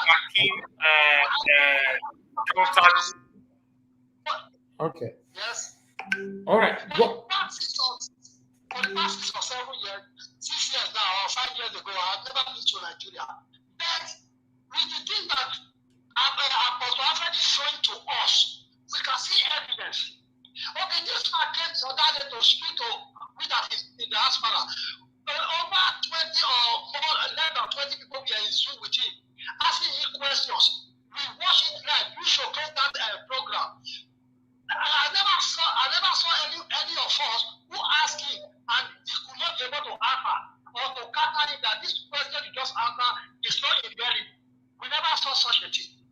Now, some people will just come and say because maybe you don't like him or you are trying to, advocate for APC, telling us our city government is not doing anything. I think it's not even to encourage you. The man is trying. Although he's not doing 100%, but he's trying. Okay. Nobody is doing 100% in Nigeria. Okay. You said what? Nobody is doing 100% in Nigeria. Okay, thank you. Now, like the other one just okay. Thank God for that man. The project is in piece of ground. It's a very, very great one. We see evidence what he has done, the road and everything he has done. I think all right. Just thank God for the love of that. Thank you, sir. Thank you very much. Let's hear from someone else. Let's just say this last one. Quick. Like Mr. Israel, if you look at Mr. Israel, that is why I respect that man so much because he has never been supporting any of these people. There's one thing we always capitalize on, that how can we have to change the system. But that is true. If we want to really change the system, if we want to start it from Nigeria Watch, how do we start it from Nigeria Watch? Let us see how many people that is really registered in Nigeria Watch. Then we can also how we can change the system in the state. That is my question. Thank you. Thank you, sir. Thank you very much. God bless you. Thank you. Yes, sir. Hello, Mr. Pius. Talk to us, sir. Good evening to you. This is the last call. Then we'll come back to the panelists, please. Yeah, good evening, sir. Good evening to everyone. God bless you all. Good evening, sir. Thank you very much. Yes, sir.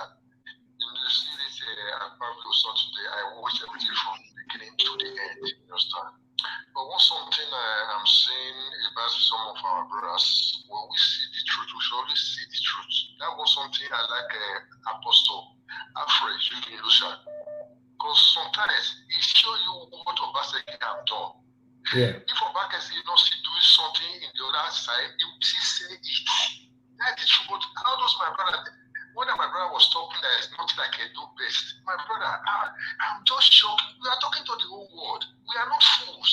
Even all those things that are showing nose, we say that means we don't have eye. We are not seeing the things Obaseki is doing. We know Obaseki is not 100%. As that brother said just now, if Obaseki, we have a super governor that be working like as Obaseki is working now, those things should be the best. Because when we are in a live program like this, please let us see the truth. Where Obaseki is doing wrong, tell the people. Make sure it's the truth. Where he's doing right, tell the people. Here is the way Obaseki is doing the right thing. Here where he's doing the bad thing. You understand? Even though today, that word, let me tell you, Nigeria words. Yes, those people that are sitting down there with you, so those people that they are debating. Panelists, yeah. Let them change their number. Okay. Let all of them change their number. They should not bring their face come out. Let us talk about Nigeria watch. Many of them will still condemn you. They say Nigeria watch has never do anything. Since he has started this platform, he has never do anything. These are the people who have been working with you. This is our people for you. We should always say the truth, please. Yeah. It's not the time because of nobody knows Obaseki. I don't know Obaseki before. I always say during election, I see two people say, okay, let us stand for Obaseki. That's why I joined. You understand? If the next election, second, and people say, okay, we agree with social person, I will still follow the people that are not right, that are not road. Thank you, sir. But if Obaseki is doing the right thing, let us say if they don't do the bad thing, let us say it. We should not say because I'm from PDP, I'm from APC. Obaseki is not doing something. No, I know we are someone. I know people are there. Many of us we are daddies and mom daddies. Of course, he's doing. We should say the truth. Yes, of course, Obaseki is doing something. You know, just that I'm not in support when people say he's not doing anything. I've said that over and over again. He's doing something. Obviously, it's not just sitting down folding his arms.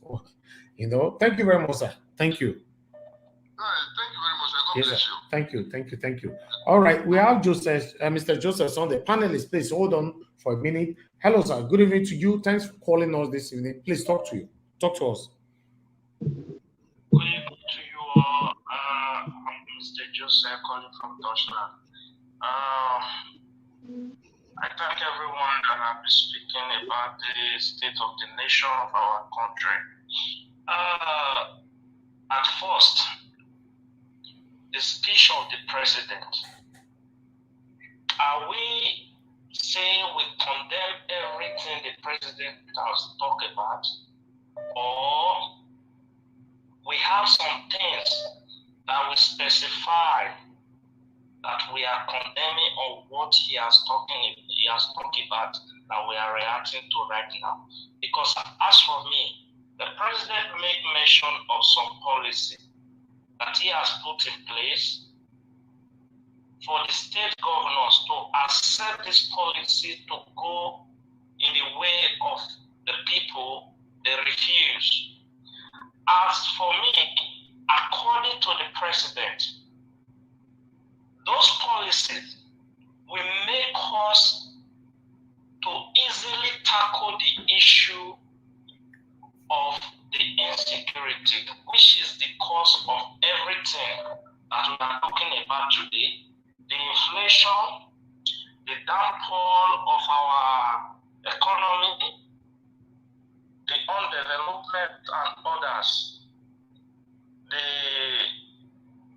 suffering of our nation lies, everything we are talking about lies on the security of the nation, which the president has made us to understand that the people who are supposed to operate independently,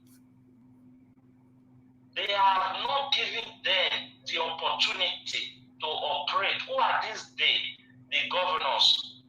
They have kidnapped the right of those persons, e.g. the local governments and the others.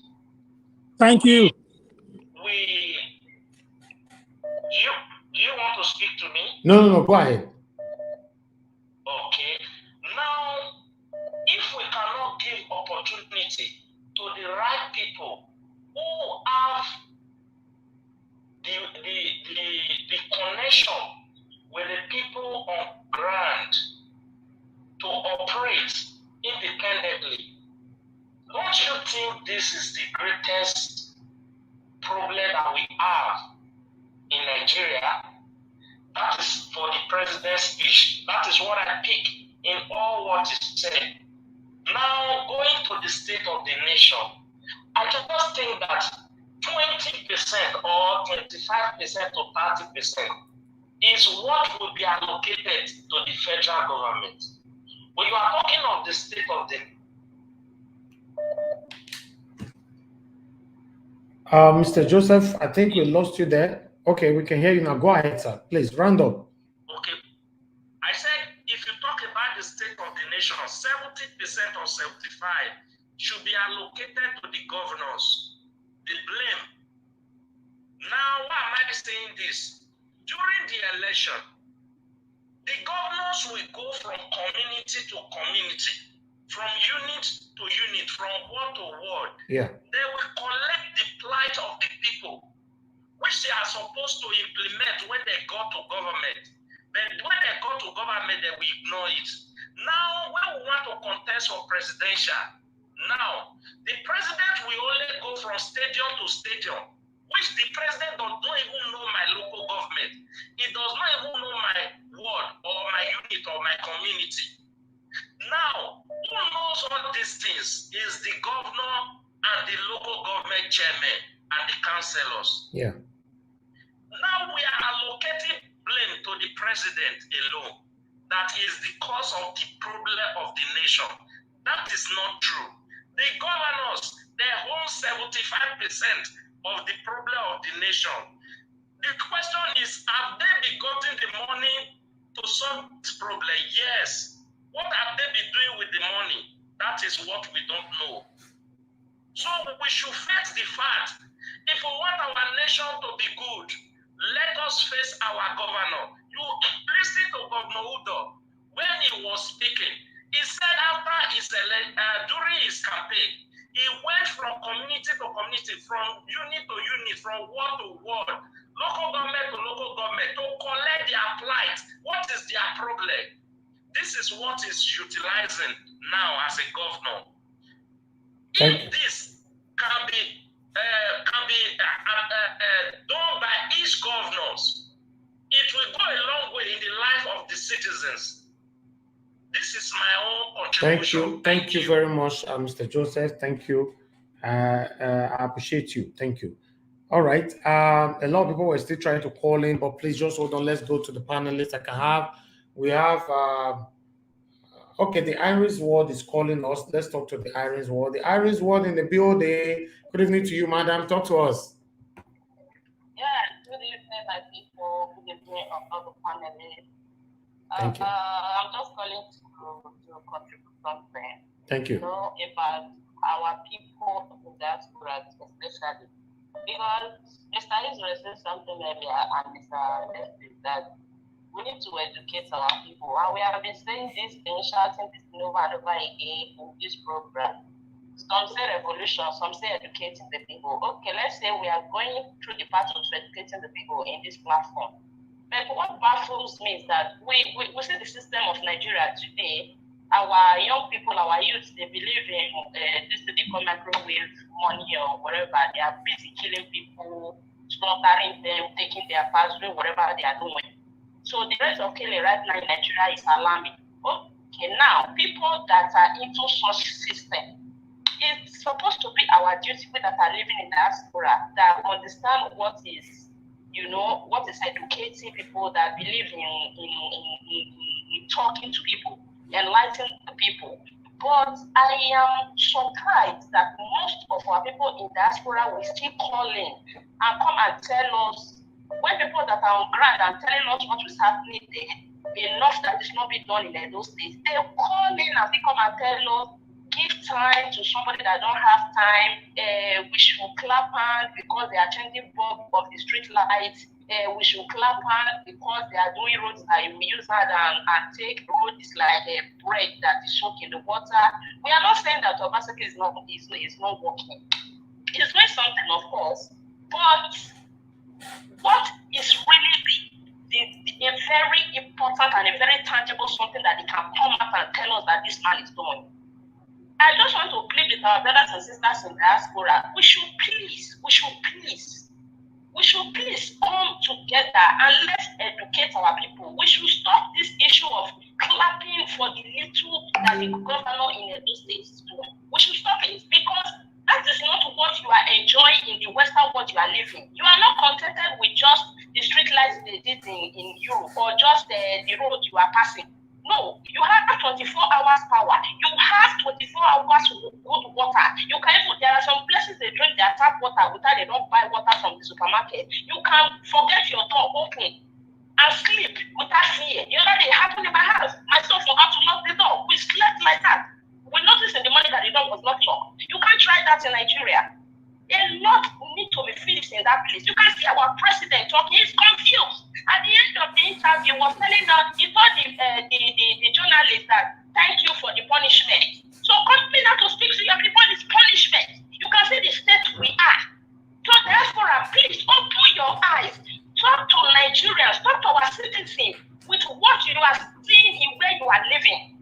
Then if you think it's too good, that your government is doing too well, go back to Nigeria and stay. Go back to Nigeria and stay. And for right now, liability is not only Edo State. What Alfred has been showing us, according to what Wakola said, is what is happening in Benin City. It's what is happening in Benin City. People that are from Edo State and so many other places in the state, if they tell you what they are going through there, what people are going through there, what schools are going through there, you will know that people are not just shouting for nothing. So people in diaspora should be interested with stop thinking of glorify street lights and poor road construction. We should please. Thank you. Wow. Thank you very much, the Irish one. Thank you. Niger Wash, let me come in, please. The good comrade. Please, hold on, everyone, please. I have not called you, please. Just hold on. The good comrade, please talk to us. I want to shock everybody in the house. Do you know that those questions that Sheung and Maokpe, the Chinese journalists, were asking the president wrote the question they were asking 2 weeks before the interview. So 2 weeks before the interview, it was the president that wrote the question they were asking. The handlers of the president could not put this man in order. The man was just going off key. Let's forget, but the president has failed. Now let's go back to Edo State. Because I tell you, I always tell people in this platform, I don't like running too far. Let's make it local. Let's talk about our state. If I live where in Benin, I'm okay. I would have preferred the whole nation to be okay, but let me secure my own people first. So let's come back home. When Oshomole was the governor, all traffic lights in Benin was working. There were street lights in the major city centers. We had comrade buses. The central hospital and the new hospital was working to some extent. I don't know the bad politics that our brother was playing. For 2 years, that hospital was locked up. It took the intervention of some progressives to start shouting on social media and all that and protest on ground before he revisited and considered opening the hospital. What are we trying to say here? Nobody hates Obaseki.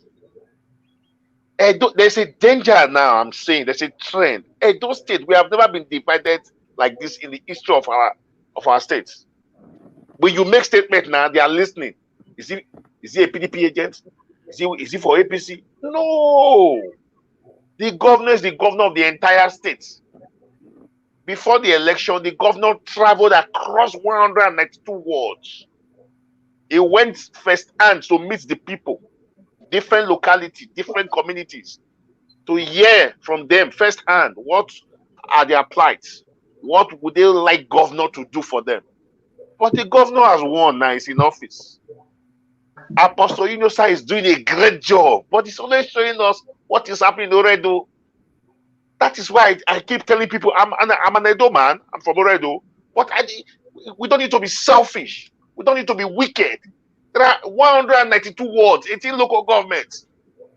Let Apostle Yunusa go to Owan East, Owan West, Akoko Edo, Igobazuwa, Igara, to go and showcase street lights too. Central Park. I will be the one to praise the governor. We are not saying the man is not working at all. I've said it before now. The best way you can assess any governor that is working, try and probe into how much is coming in, then compare with the work being done. Some of the job we are seeing, some of the projects we are seeing that the governor is doing are projects that local government chairman does in other states. Street light in Ring Road, Airport Road, we are clapping. When other governors are buying brand new planes, running the state like a business state, generating money from different sources. You listen to Governor Odom. He said when he campaigned around the local government, about 31 local government in his own in Akwa Ibom, he now got first-hand information on look at the things they need. He have set up toothpick company, different companies to engage the youth, to take them off the street, to engage them. I was thinking, Obaseki is overrated. People, because I was with the government from Oshomole's days. I'm not a stranger in Edo State. Nobody can tell me anything about Edo State. I can say I'm an authority when it comes to governance. I understand the workings of government. Obaseki was the head of the economic team. He spent 8 years with Oshomole before he now became the governor. And by the grace of God, he's going to complete his 8 years. That's 16 years. I was thinking, with all the information we're getting about him, he's going to attract a Honda company, Mazda, Toyota, maybe a tricycle company, attract industries to the state, give them land so they can set up companies, factories, so that they can employ the youth and take them off the streets. That was my thinking about him. But after the first tenure, I was disappointed. When I use the word, we should be praying for the governor. People don't want, I'm not afraid of the governor. I can come and insult, but I will never do that. I don't need to insult to pass my information or to pass my message. Let's appeal to the man. He has 2.5 years to go. He can still make history. We need landmark projects. Can leave a legacy. It was Ogbemudia and Ali that was the governor of both Edo and Delta, the entire 2 states. We saw development, brand new schools from foundation to completion. So when we overpraise these people, we will not get the greatness we are looking for. Thank you, sir. Governor is working. Fine. We thank him for that. He should do more. If you want to know whether this Edo State governor is working or failing, compare our Edo State with other states that have similar, about the same range of our budget. Last year budget was 222 billion. 222 billion. 222 billion. The year before that, 2 years before that year budget, did the House of Assembly probe into that budget performance by the various ministries, the various commissioners, to know how many percentage execution, implementation that took place in the various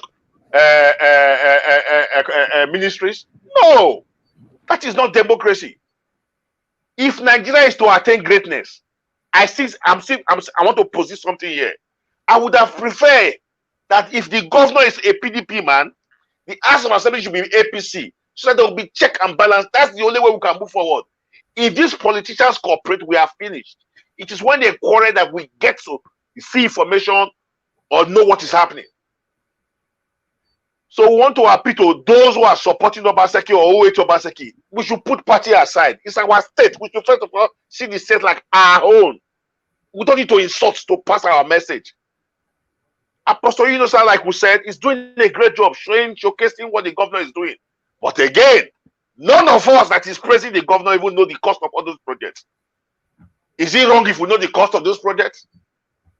He's a governor. It's not our God. He has 8 years. He's a servant leader. I was thinking he was not a politician like the previous governors, that every year he will open the books. This month, look at how much came into the state. Look at the project we are doing. Look at the time frame for the completion. I was thinking we're going to see something different. So when we support blindly, I don't know how I feel. So the governor must sit up. He must do more. We are not attacking. Do you know there are some schools now in Edo State? In the entire secondary school, they only have one science teacher. JS1 to SS3.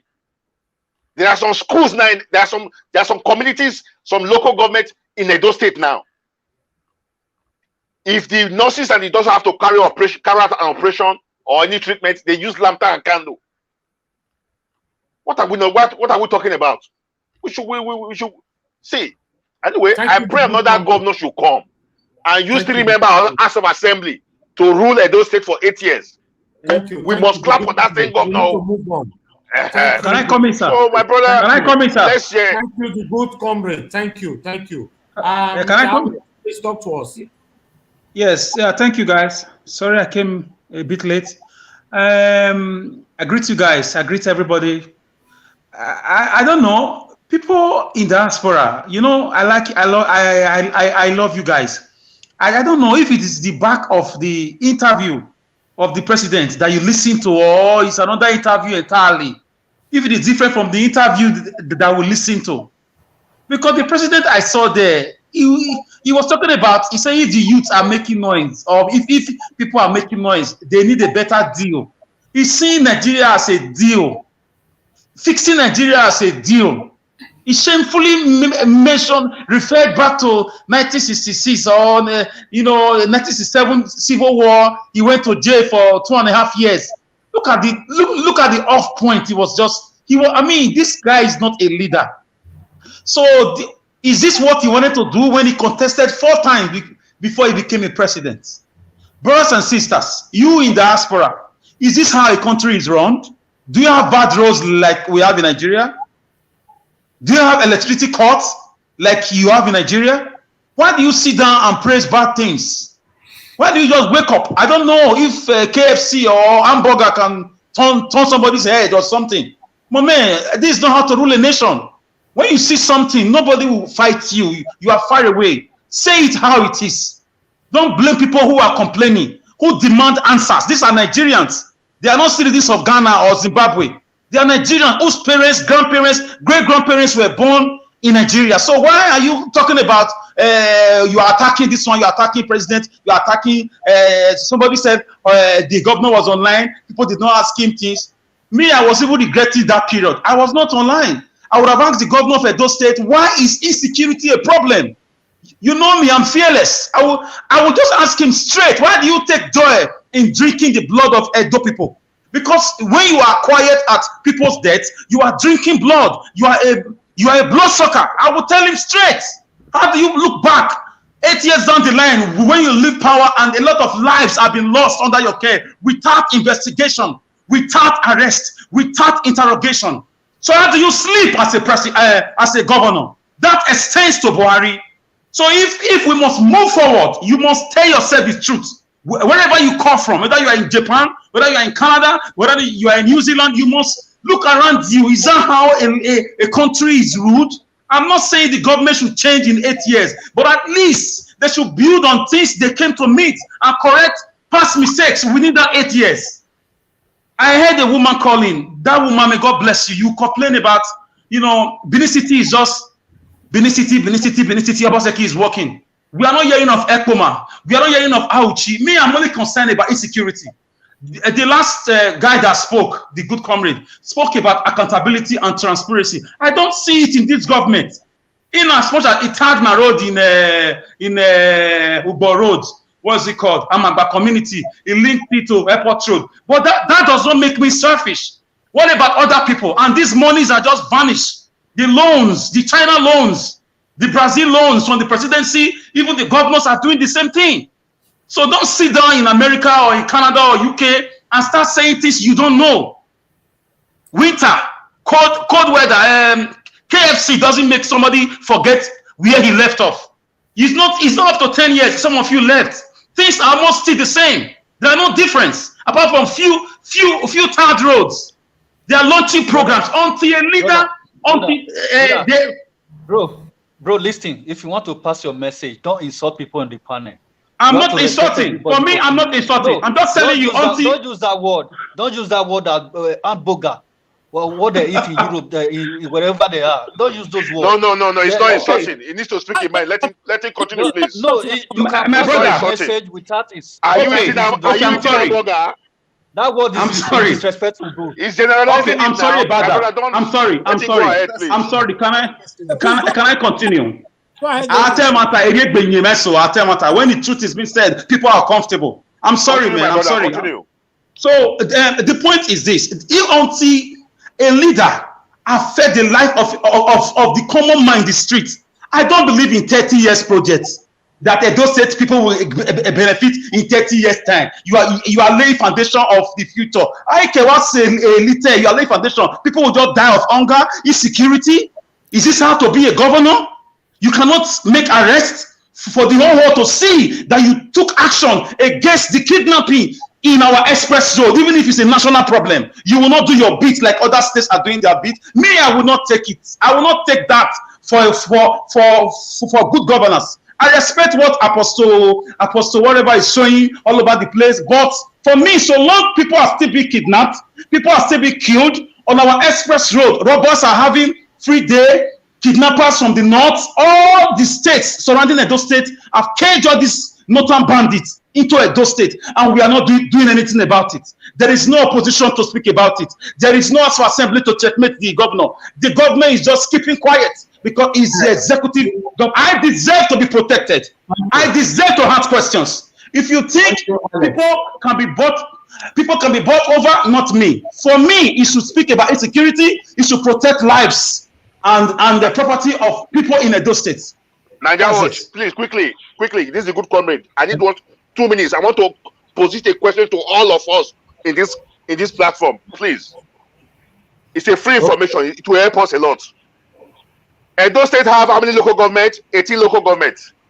Before now, it depends on the crude price in the open market. Oredo normally gets 870 million, 960 million, 560 million every 30 days. Before now. Now, 10 seats across the 18 local governments. For over a year now, there is no local government in office. The money that ought to be going to those local government chairmen, those 18 local governments, what is this government doing with it? Why are we not seeing massive projects, massive construction? We all know, right from when we were born, that every December, from September, October, November, December, January, there's a matter. The rain we cease. Why are we not seeing massive construction? The money from local government, this man is sitting on it. The money from the state is sitting on it. Nobody is asking questions. The good comrade, it's okay, please. It's okay. It's okay. Let me ask the good comrade question. Let me ask a good comrade question. Please, don't ask any question, please. Just hold on. All right. Alex was talking about insecurity. Some people were very uncomfortable with that. Please, let's watch this video. Then we'll take it from here. 1 minute. I think the video is not allowing me right now. Before that, okay, let me sort out this video.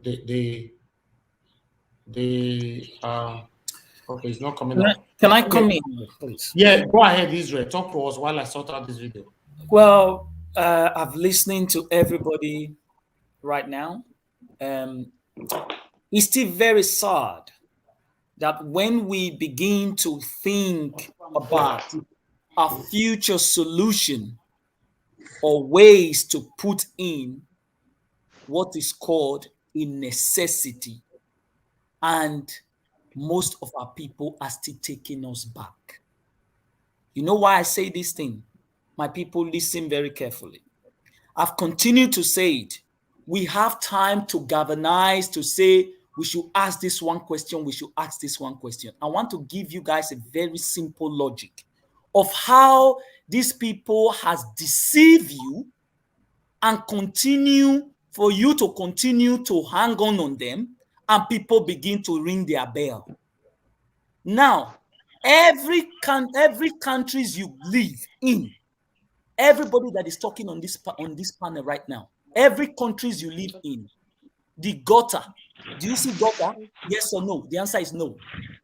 In our state, to date, we still find gutters where people, you see our cars, launching themselves into that. The reason is you are continuing to sing. This one bring light, the other one put bulb. This one bring this one, the other one. My brother, what are you saying? You provide solution. Sir, you are just lamenting. Sir, when you were talking, please give me my fundamental right. Mr. I know what hit the hammer on the head. When you were saying your own, can you give me my fundamental right, please? You have been speaking since. My own is I didn't say anything. Please respect my fundamental right. Go ahead, Our people, everybody feels this, the other one feels that. You see, this is the reason why we are still stuck in our place. Because what they are telling you is for you to say, differentiate between this and this. It is not the time for us to differentiate between this and this. It has gone past that time. Let's speak the fact and say, enough is enough. Don't give me Bob. Don't give me anything. If you guys cannot fix this thing, we have remained in this abject poverty for decades. This one come, we now start asking people, where's the money coming here?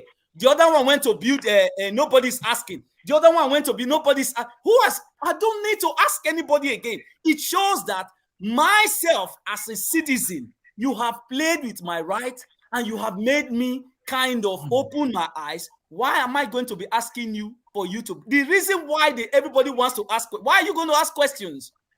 For decades, these people has been there. You've not asked questions. What is not the solution moving forward? Listen. What are you profiling now? You don't want. What are you telling us to do now? Give me my fundamental right. What's your own solution? Give me my fundamental right. You cannot give me my fundamental right. Tell us what you want. No, I'm not against what you are saying. Tell us how we can move forward. You are denying my fundamental right. Thank you very much. You can go on. Okay. Israel, have you round up? What? Everybody just calm, please. Silence. This man have not said anything. I hate people who lament. Profile solution. When I criticize, I profile solution. That is the way to go. Want to come in, please? Nobody can come in. What solution? You are taking us with your bed. Whenever I speak, you want to always interrupt me. You are taking my fundamental right for granted. Do I owe it for you, sir? Israel, round up. I don't need. You can continue with it. I'm done with it. That's it. Thank you very much.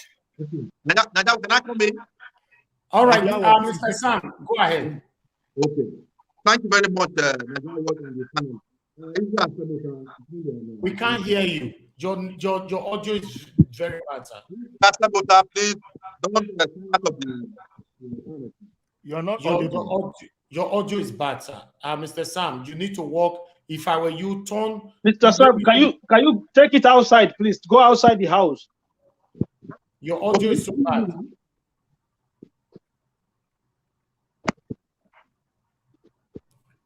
Can you hear me? Yeah, speak. Let's see. Can you hear me now? Speak. Your audio is bad. Sir. Your audio is bad. Your audio is very bad. Do you not have antenna? Do you not have antenna?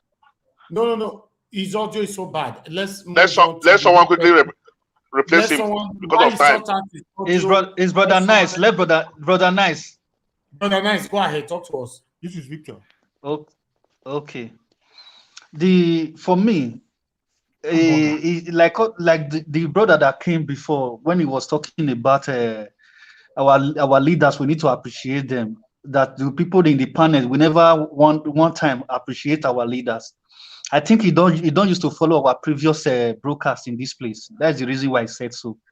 I am the one that said before that we can't take that away from Obaseki. Obaseki have done a lot. You understand? I said it before in this panel.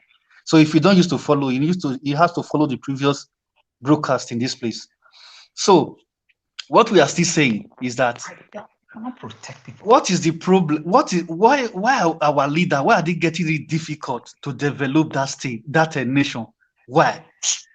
It took Dubai only 50 years to turn desert to this kind of development they had today. They took 50 years to transform desert to Dubai that we have today. But Nigeria have oil since 1960. Nigeria found oil before Dubai, but today Nigeria is still undeveloped. Where Dubai is. Even those leaders now, it's Dubai that found oil yesterday to develop their nation. That all those our leaders that found oil about 1960, they run to Dubai to enjoy Dubai today. I wish Dubai leaders were stupid as they are, that Dubai was undeveloped. Let me talk that one on. I say they insult people. That Dubai is underdeveloped. Can they find Dubai to run to today to go and enjoy in Dubai? I wish Dubai was underdeveloped. So those are the problems we have in that nation. We have the leader that have the kind of brain, dead brain. They don't have brain to think. They don't have brain. These people travel every day and they see what is happening in Western world. They see what is happening in different other countries, but they cannot apply that same strategy to transform Nigeria. It's a very shameful thing. Nigeria is still living in that condition. Do you know that wherever Nigeria go, outside Nigeria, they always tell us that our nation is very rich, that we're supposed to stay in Nigeria. That's the reason why these people, they treat us very bad. They look us that we are very rich. So what are we doing in their nation, in their countries? But our leaders, I don't know what they are doing with that money. They are just with kind of all the resources that we have in that nation. Are they vampires? What are they doing with the money? These leaders, they cannot transform Nigeria even to the extent of Dubai. They cannot. We have our resources. They discover resources in Nigeria about 1960, even before Dubai. But look at Dubai today. That is just what I want to say. I just want these people to think again, to think twice, and let them do the right thing. Thank you, brother. Nice. Thank you. Let's talk to Akim. Akim, are you there with us? Yeah, I'm still here, brother. Thank you very much. Yes, so let's do 1 minute now before we round up, okay? Even my own network, I don't know what is happening. So go ahead. Where are you? Where are you rushing to? Talk to us now. Okay, before I start, yeah, I just want to quickly clear some stuff out of the way. I listen to because normally I don't do this, but I think I'm just going to clear some issue out. I listen to Alex and I listen to Irene's word as well. Listen, if you want to make a submission, if you want it in a platform like this, okay, you make your own. It's a debate. Nobody have monopoly of ideas. You know, you cannot force somebody to support what you want, what you support. I'm not forcing anybody to support Obaseki. I'm only making an argument in favor of what the man is doing. You have a disagreement with it, fine. But I've never been personal with it. I've never used some certain word or language against anybody on this platform. Okay, just the fact that somebody is in diaspora doesn't mean that they cannot have contribution in a meaningful way to whatever is going on back home. I do go home, so if I go home, am I blind? Do I not see what is on ground? So last time they keep telling us, oh, people on ground. Last time somebody called into this show, I think it was Mr. Victor. I've never seen somebody make a submission the way the guy. It was quoting with facts, statement of fact. Edo State, the least number of out-of-school people in Nigeria. Nobody challenged him. So why is it that Mr. Sam came on the show? Oh, my community where I came from in Edo Central, the man is doing well there. What happened? Leftists start going after him. Oh, I don't know what part of Edo Central you come from. Come on, man. Everybody, are you telling me now that you visit everywhere in Edo Central every day? Are you telling me that you know everything in Edo Central? Come on, look. If we are going to have a debate, let's have a responsible debate. Let's have debate that is based on facts, not just come here because we want to criticize. If I want to do the same thing that you guys are doing, trust me, the way I will praise Obaseki, the way I will praise him, you think maybe I'm on drugs or something. I'm telling you, but I have to be factual. Sometimes I will tell you I don't have the information if the first time you play the video that Emmanuel, what did I tell you? I said, listen, I don't have enough information. Then you play the rest of the video. That is how I do my thing. Okay, if we're going to have a debate, let's forget all this hate, all this anger. Be factual. Exactly. If you say you have information about how much resources is coming to Edo State, when you come on the debate platform, provide the numbers. Don't just say I have it on good authority, the amount of money that is coming in those states. Provide the numbers and then let's have a debate. You can't just come and say, where are the numbers? Last time somebody promised a number. Well, today we still don't have those figures. So listen, I'm not saying people should not have their own position, but I've said this several times. If we are going to have a responsible debate, if you are going to tell us Edo State is worse when it comes to crime, I want to see numbers. I want to see figures. I want to see studies that back it up. Mr. Najawaj, can I come in, sir? That is how we do things in the West. The Westerners don't just throw figures into it. The same diaspora that you guys are complaining about. They believe in studies. They believe in figures. They believe in facts. They don't just come and say security is worse. They have numbers to back it up, and they have reasons why the thing is going up. I want to bring numbers now. If anytime we want to have a debate, bring your numbers, bring your facts, and bring the sources of your information, and then we can have a debate. That is all I have to say. Umere and Igbo communities were part of tension and fear. I'm not saying you should provide. I say let's be factual. Let's be factual in our debate. That's what I'm saying. Hold on. Yes, my people. I want to let all my panelists know. Interrupting someone all the time when somebody is talking is not a good thing. To be honest, it's not good. Let them finish. Raise your hand. I can see some people indicating things they want to talk. That's how it's supposed to work. Interrupting people and all that is not a good thing. Please, let's stop that. Although we are here, we can argue, but as long as we are not applying hatred to it, that's fine by me. All right. Alex contributed earlier on. It was kind of directly or indirectly attacked. He was talking about the insecurity. That's why I want you guys to watch this video, then we'll take it from there. The scene at Abomere and Igolo communities was that of tension and fear, as many residents have located to a neighboring community of Ubukili and others to Benin. The situation was even worse as the access routes to the communities were in a sorry state, thereby worsening the fear among the indigenes of lack of prompt response to distress calls. Evidence of houses ransacked and looting by the criminal herdsmen were glaring. Some of the indigenes of Abomere community, while narrating the LD, said it was harrowing experience that would forever affect them psychologically. They appealed to the state government and other relevant security agencies to quickly come to their rescue. So we sit down here, the next thing we will see, we just see about 8 people. They just come out from this our road with rifle. The next thing that they were they close the nails. We they just they close to very small, and so they begin just on their gun, begin to use gun, they chase everybody. Now all of us sit down for here yesterday, me can't leave them, see how they go take my torch. As I take the touch finish, as I just come as me, I come meet them back. We two years going at around 6:30, when they got a dollar like this, before I hear say, boom, boom, boom, boom, boom. I saw everybody begin the tabush. Everybody, even some still there now, we never see come out now. 4 just from this side come. When they do come now, they just put on black regalia.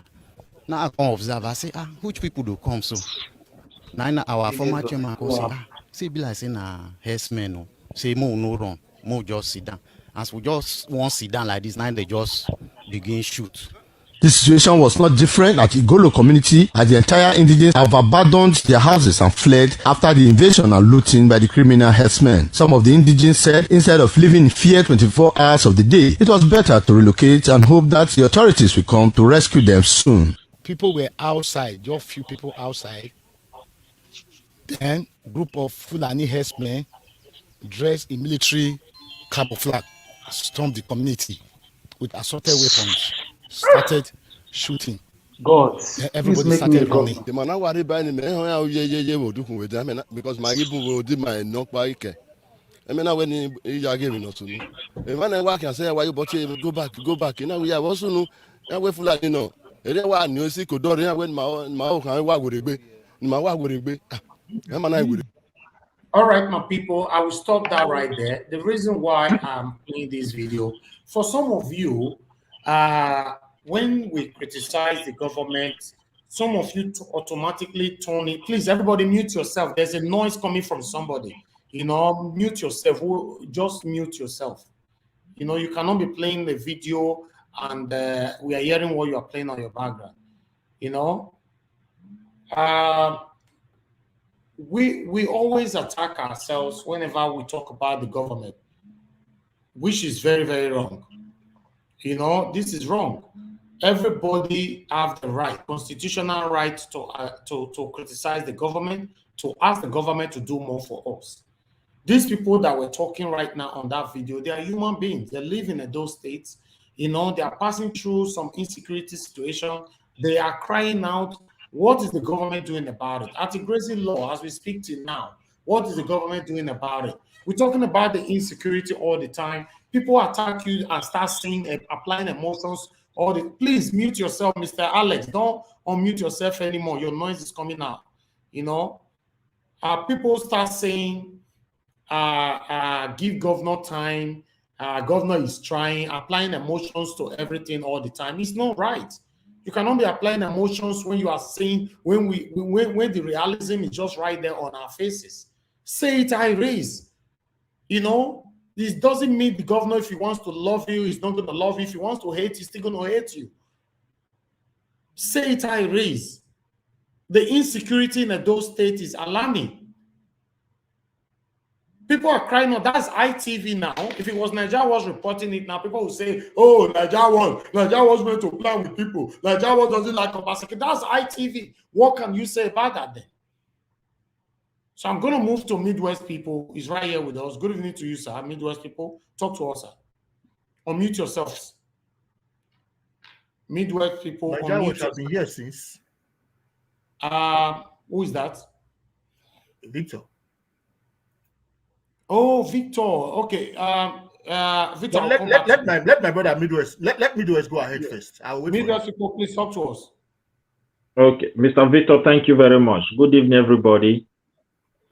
I want to talk about the state of insecurity because that's the foundation of everything.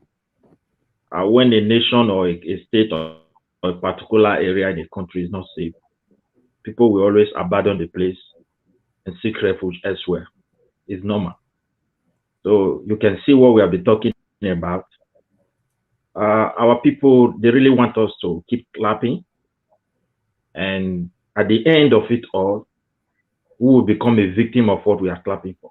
These people, let us put ourselves there as we're in this panel. Most of us were in abroad. Just picture your mind. For any reason, you are in that community.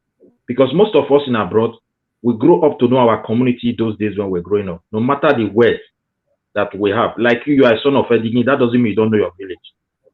So, but just put yourself in that position. That same village life we used to enjoy when we pay a visit or maybe we go there for any reason, these people can no longer enjoy. So at the end, we have a government. Now we have a president who is willing to protect his people. None of them is being held back. If you arrest them, they do whatever they want to do. But the question we have to ask, what is our governor doing for us as a person? As we speak today, the Northwest, they are running Amotekun and they are advancing. But we have able boys who put volunteer, their life, put their life in line. We know the risk that is involved. They are not insured, but they are willing to see the best for their land. They sacrifice everything to buy bullets for themselves. They sacrifice everything to take care for themselves because the government don't pay them. They are not on payroll. But for the government to harmonize them, even when there is a security vote, money coming, it turns a blind eye. And these guys are just doing their best they can. But look at what is happening in our village. We have only Edo State. We don't have any other place as the Benin people. Now, ask me, with what is going on, when is our governor going to wake up and face this reality that indeed his people need his help? We need to continue to tell we are not pleased with this one, even if it's our friend. We are not pleased. You cannot open, our place is strategic. You can't just open it down for people to pack in and destroy a place. The pain I really have, what I've discovered within the few years, that you see, these politicians from Lucky Benedion and all, they have set Edo State backward to a very high proportion. But most of our Edo people currently, I see them being brainwashed and they look at the traditional leaders as their problem because they don't know how these people are being financed. Let us face the reality. Obaseki will do his own, it will go quietly. And if Edo is Nyama tomorrow, they start shouting, oh, it's our traditional head. Is this? It's because we believe in our traditional. They believe we do this. Man, why can't we do the rightful thing? Obaseki, let's talk to him. He is our governor. He is the chief security of the state. The reality of on ground has forced so many states to look beyond the law because Amotekun is illegal. Constitution is not supposed to exist. It's bad in the north, it's illegal, it's not supposed to exist. Now they are killing his people. Why can't he create his own? His culture and traditional and cultural heritage is disappearing. Has he been able to enact any people to enforce something to make sure we regain it back? Thank you. Nothing is going on. For me, Obaseki seems the way he promised us, he has failed. When he comes to his infrastructure, he said he's going to lay foundation for 30 years. Are you talking to me? Yes, I said round up, please. Round up. Okay. For good 30 years. He said he's going to lay foundation for infrastructure for 30 years. It means another 10 of other people will come in, they will continue from there. Let us be sincere. What does he put in place? That another man will come and go and start from where? From which office? You can see the whole reality on ground. For me, it's very heartbroken that people are chasing my people away from their farm like this and nobody is there to help them. It's very painful. We need to face the reality. That's what I want to say. We can't go into lie. Mr. Victor, please talk to us. Good evening to you once again. Yeah, hello, Nigeria Watch. How are you? Yeah, good. I just want to say hello to my co-panelists. I greet you all. First and foremost, let me start with the nation. You know, And before I digress down to Edo State, I think we all heard Buhari's speech, and it will be fair to say that we all agree that it is finished. The man has nothing to offer anymore. I didn't see anything new coming out of his interview or whatever. I watched it, but for me, it was just the same old story. You cannot beat a dead horse. It's what we pray now is let him just finish his tenure and go, and let's vote wisely for the next election, and let's come back and see how we can rebuild, because he cannot bring anything new anymore. I think the man is short of ideas. He's not innovative. He doesn't have the capacity to deliver change. It's clear. So that is for Buhari. That is for the nation. So coming down to Edo State, you understand? Edo State is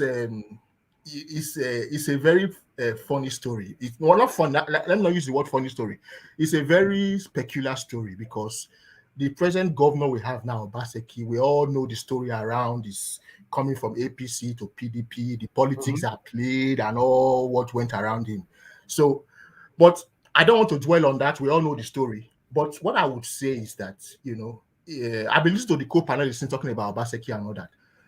I know that some people are for Obaseki, like Hakim, and some people are against him. No, not against him, though, against his policies. Some are for his policies and some are against his policies. Like the good comrade is against his policies. I get that, any one of us here, if we are governors tomorrow, we will also get criticized. It's the fact of life.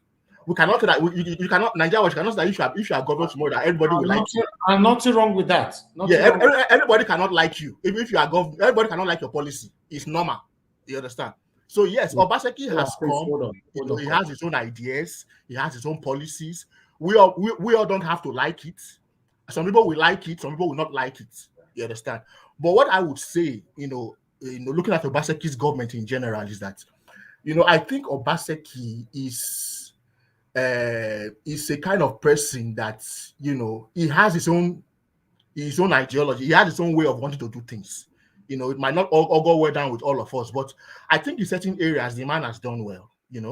I know that the man, for me, there are some policies he has made that are not tangible they are not infrastructures like the physical eye to see, but things like civil service reforms. I know that he has digitalized the civil service. He has made it more efficient. He has, which is good. The civil service is much better now. I heard some news that he employed 300 new graduates into the civil service of recent, which is also a step in the right direction.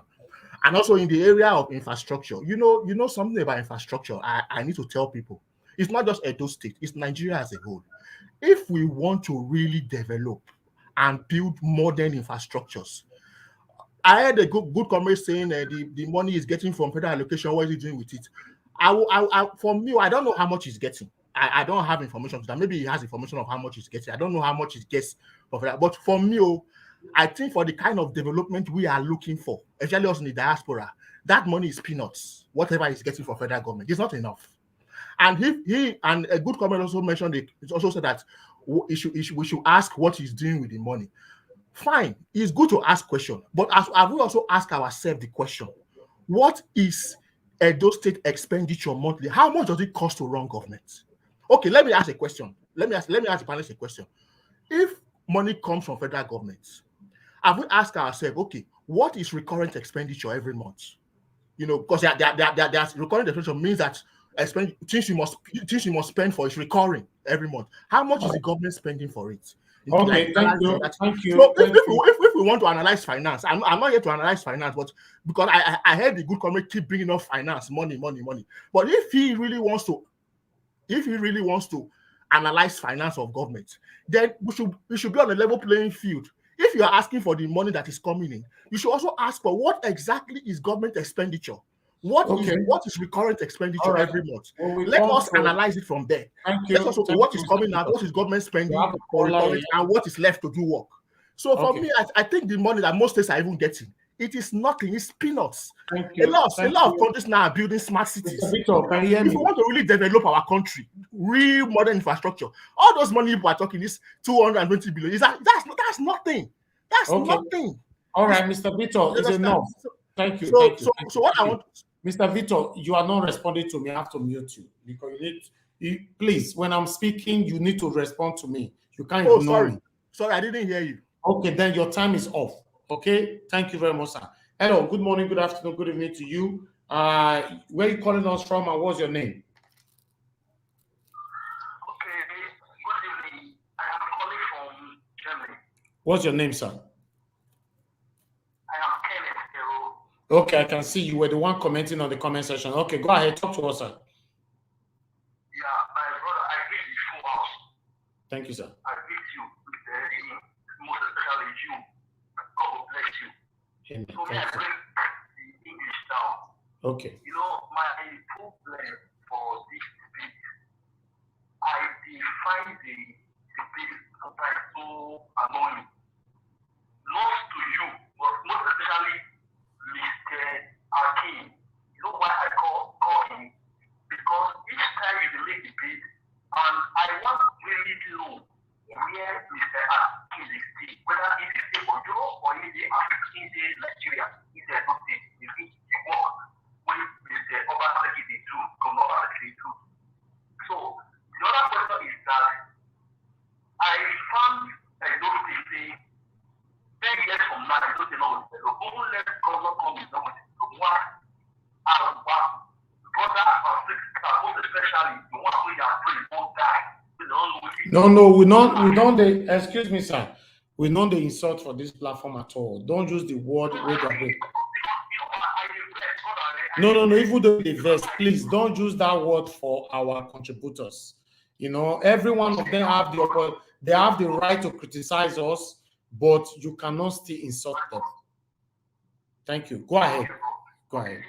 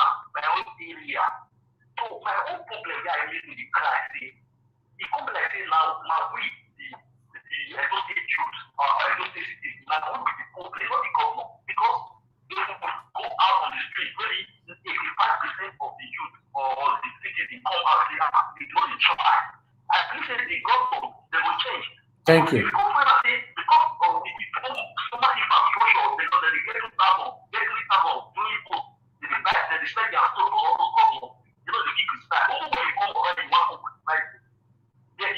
Thank you.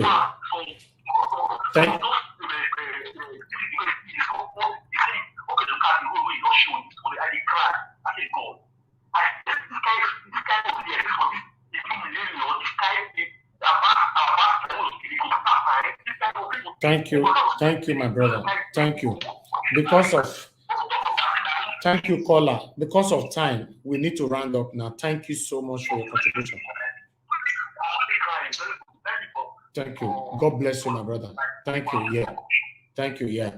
That's our caller right there. As you can see, the reason why he's not very happy is referring to his being abroad for the past 16 years.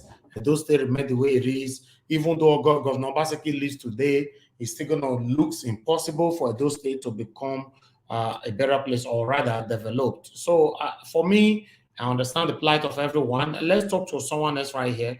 Hello, Mr. Amenawan Jonathan. Good evening to you, sir. How are you doing today? Please turn down your system. Turn down your system. Yes. Talk to us. Okay. Talk to us, sir. I'm not being a member of the panelists today. I want to say Happy New Year to you all. Happy New Year. With you since. Happy New Year, sir. I want to quickly shoot in some certain things. Still on the same line I was bringing out the last time I was in the panel. I think our major problem now is from those of us in the diaspora. Many of us have lived abroad over 20 years, 10 years, and we have seen what is called development. Yeah. The very man who rule or lead those states right now is a man who schooled abroad. He stayed in the biggest country in the world. He knew and he saw what is development. And that is why we believe that when he was coming in, he was going to bring in some of these experiences, some of these things he saw there while he was in America. But it's unfortunate that the man had a very different agenda. I am referring to those of us in diaspora as the problem. If anybody who have stayed at least 3 years outside Nigeria is supporting what is going on in that country, look, it's just like somebody who has taken 1 billion from you for the past 20 years. Back to give you just 500,000 naira, and you are saying thank you, you're praising him. That is what we are doing. We should know what is the dividends of democracy. For a man to come and just get a quota and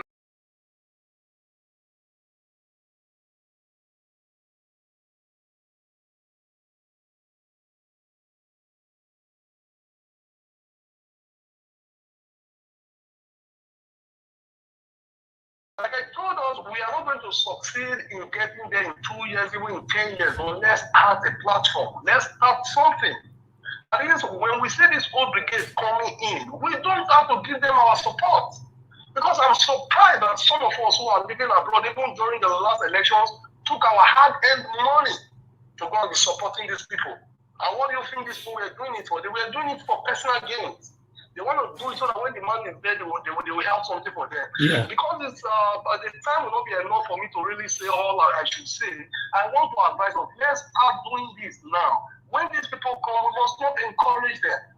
This election that was held in 2019 for those states will be over. Buhari tenure is dying off already. So when these old people come back, let us not give them a time. Let us, some people force their members of their family the last time and say, if you don't vote for Obaseki, you're not going to get your monthly dues anymore. Please, gentlemen, let's stop it. Thank you. There is nothing they are doing here. Let's talk all these praises of the man brought in life, he's doing all and all that. So I just want to leave that with us. Thank you. Thank you. Thank you. Thank you very much, my brother. I appreciate your time with us. Thank you. My people, I'm just going to let everyone know that we need to round up. It's already 3 hours, 12 minutes, so we are not going to sleep here. But one thing I want to let you people know, all my panelists, please, everybody have right to oppose each other here. You can oppose anybody, but please, we shouldn't be applying anger to it, please. We shouldn't be applying anger to it because it's not nice. Criticizing the government, I'm sorry, my people, if you are Governor Obaseki supporter, I'm going to continue to criticize him. I'm sorry. Okay? In fact, if Governor Obaseki leaves, whoever that will take over from him, I'm also going to continue to criticize them. Because that's the only way government can work for us. So if you don't know that, I'm sorry, it's better you go do your own research about it. You have to counter them, you have to oppose them, you have to checkmate them, you have to criticize them continuously. They don't like it, but you have to talk about it. We have to continue to do this. That's the only way these guys can work for us. I've said it over and over again. Me, myself, if you love the way those they look like right now, I don't like it. And I'm not blaming just Obaseki for this, because all of them that have ruled in the frame of 30 years, they have failed. For me, if you ask me genuinely, I don't want Governor Obaseki to fail.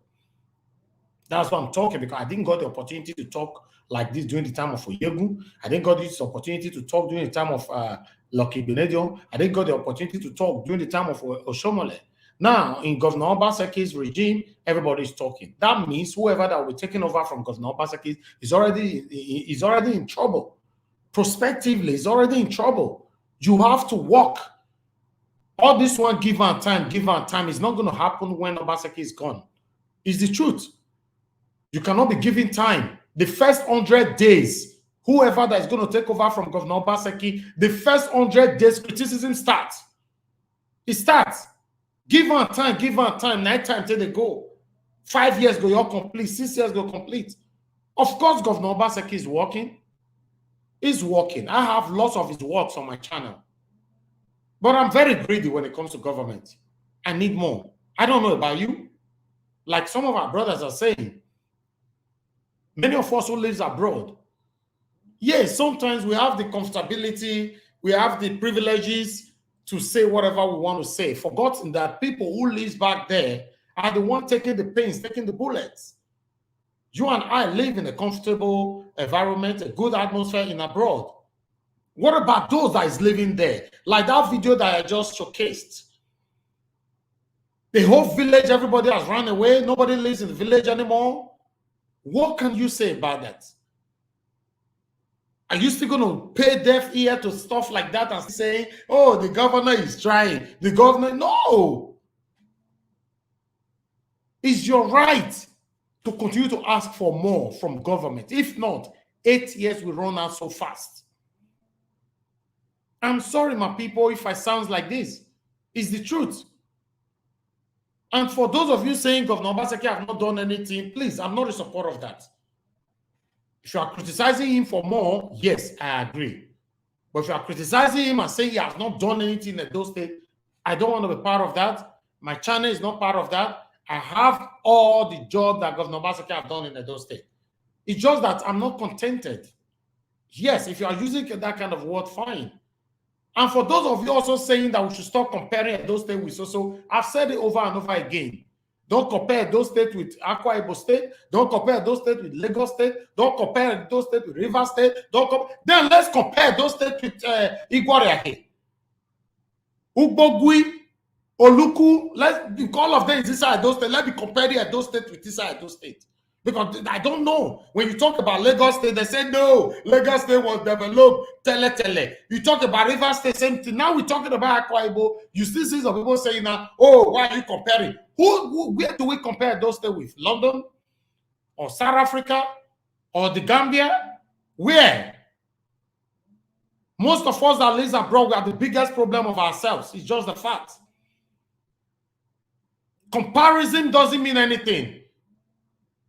Comparison without hate doesn't mean anything. Comparison with hate is that's where I have problem. It's just like competing with ourselves as individualisms, as human beings. I can compete with you, you can compete with me. As long as you're not applying hate to it, it doesn't mean anything. It's fair. Let's compete with ourselves. If I see Mr. Johnson Emmanuel doing something today, oh my God, I want to do that thing. How do I achieve this? Either you meet Mr. Johnson Emmanuel, oh, how did you achieve this? Please help me. Or meet Mr. Clarence Bell, how did you achieve this? Help me. That's competition. It's almost likely like a comparison. Because tomorrow someone can compare Mr. Najawash and Rita Adams. So I don't know why we pick offense from comparing state with state. I don't know what's happening. Obaseki is almost running out. I've told you guys before, in the frame of 30 years, all of them have failed. Some people accuse me that I support APC. Can you imagine? Some people accuse me I support PDP. Oh, yes, I was born inside PDP. In fact, I was born inside SDP. Then my family changed. When the SDP changed to PDP, yes. Till tomorrow, in case you don't know, if you are forcing me to let you know that, every members of my family are PDP. So it's going to baffle you right now that I criticize the party I criticize more is same PDP. It's because you know why? I don't care if my family belongs there. All these parties are the biggest problems that you and I are facing. We all fight ourselves every day. Have you ever sit down to ask yourself, why are we fighting ourselves? Because of PDP and APC. I used to say these politicians are recycling themselves. No, we are the one recycling them. Why? Because we start fighting ourselves all the time. My people, this is a debate. I don't want to take it personal. But please, let's say it how it is, man. We can't continue like this. Do you realize how many people dying every day in Nigeria? Do you realize how many people dying every day in Benin City, which the governor are not talking about? But when important person died today, you see Governor Obaseki comes out to address it. Do you know how many people die in Nigeria that President Buhari don't talk about? Let his aide die today, or Lai Mohammed fall and die. Buhari will address it. My people, please, we are the one in this pains. It's not affecting the politicians. Thank you. Let's move on. And I'm rounding up right now. Please, let's just round up. I want to go back to Israel. Israel, 1 minute for you, and let everybody round up. Israel, are you there? Yes, thank you, Nigeria Watch. I'm here. Thank you very much. I just want to quickly round up with this. I heard a lot of people saying we say we have a location, that our location is small, right? Okay. Now look at what is going on. I keep on telling you, we are going to be recycled everywhere. Go and market, because they are going to compare everything. If the allocation is small, look at our politician from A to Z, the 36 states. Give me anyone that is poor. The answer is zero. They all have millions and they enrich themselves. Their children are going to lavish school and they are flying outside the state here and there. So who are going to suffer it? It means that our generation that are coming now, that is why it pains me to see people saying this one did this and don't bring it, because our generation has, right from Ali, no other people. Just move it forward to these days we have now. What has the generation benefit? So if we are singing a pledge and our heroes past, means that they have done something that we are saying, we are referring to them. What is our generation going to refer to us as all? Nonsense. So why do you think I will be looking at these people using our head right to center and I'll begin to support them? It is high time we tell them to stop. Don't bring me, I don't want to hear anybody, because they have all made me and you be talking to each other like this. Where have they lived in? Look at the whole place in everywhere we live in. Election goes, election come. They will come and make the infrastructure and continue there. Where our own be? Where has our own be? The same gutter we see today, we see tomorrow. Next year, we are going to see the same gutter. So where are we heading to? Are you going to compare that?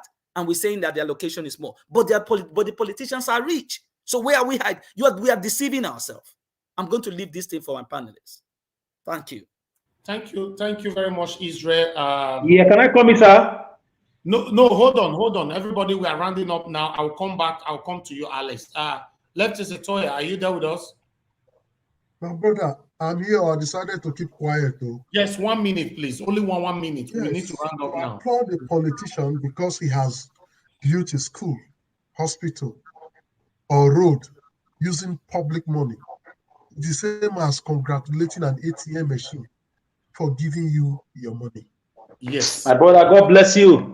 Hi. Wow, I like that.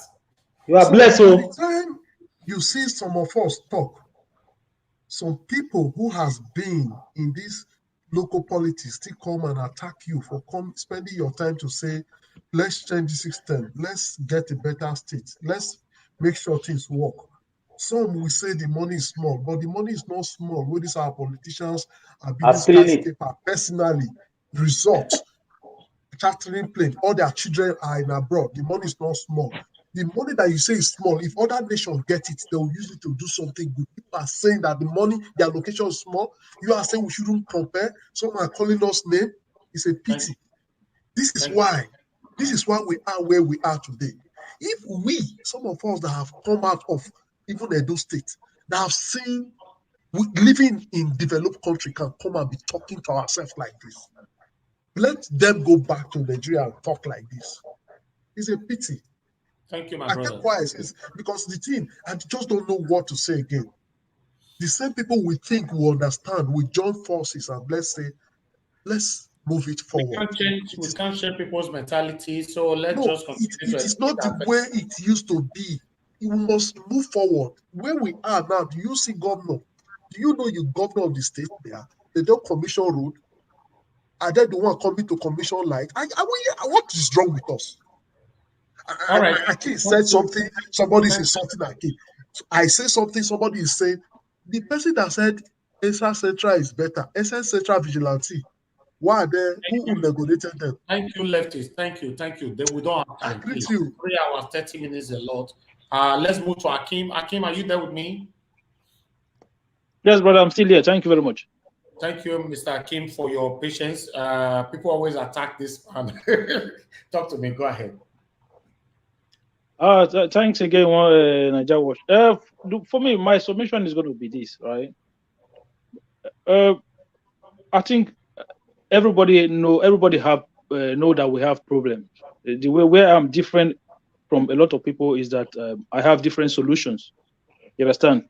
So I think that is why I've come to realize that we all understand now that we have issues.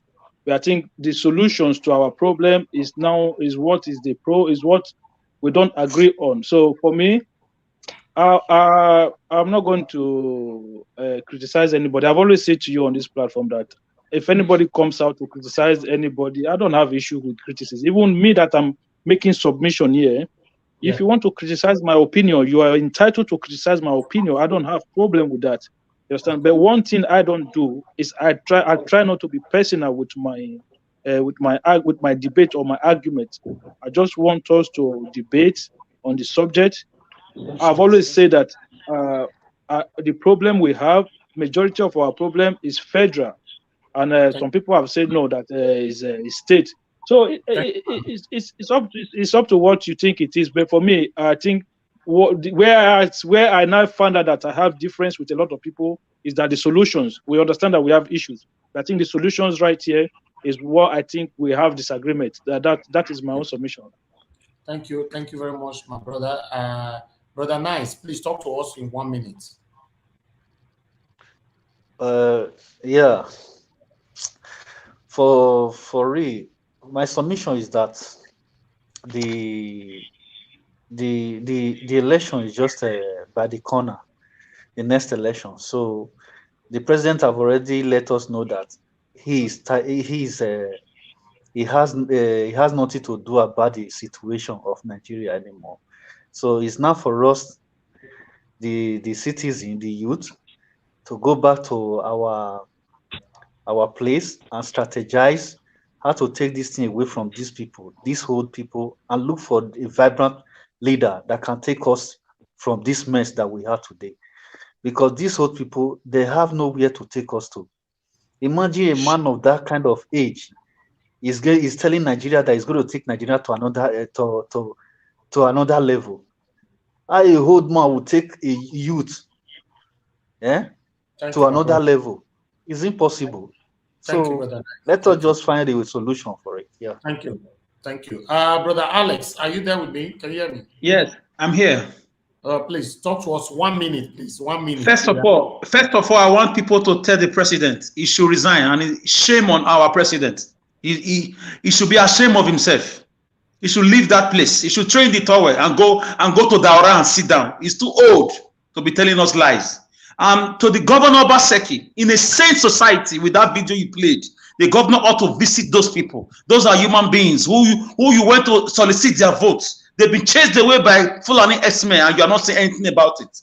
So my submission is this: Obaseki just now should visit that community, should visit all the areas that have challenges on our express road that cut across the state. I'm not saying you should have a solution for the whole Nigerian problem, but at least you should show some signs of leadership.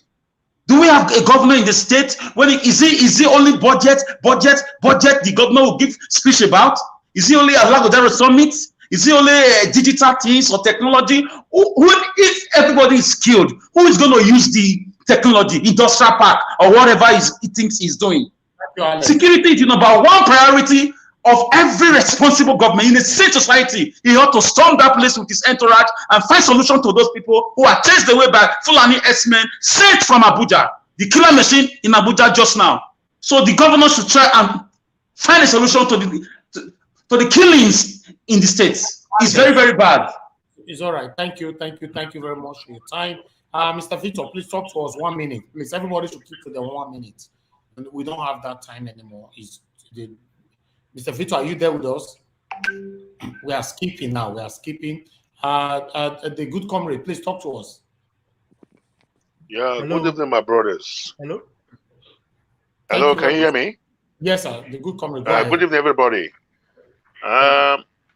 I'm one man. If I criticize, I always provide solution. So these are my solution. I want to beg Obaseki. With agriculture, it can reduce the unemployment in Edo State by 50%. How will he achieve that? Let him first of all conduct local government election. Let local government be in office and their councillors, and let him challenge each local government to focus on one crop, maybe yam, pineapple, or orange, or whatever, you know. And we have some natural resources in the state which is just wasting away. It can as well bring in some foreign investors to come to the state.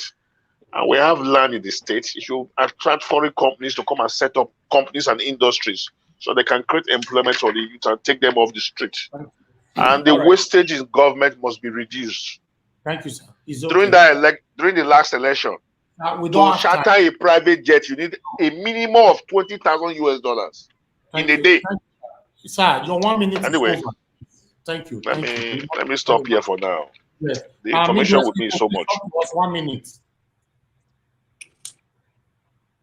Who? Midwest people, please talk to us. Your 1 minute is already wasted. Sorry. Yeah, what I want to say is simple.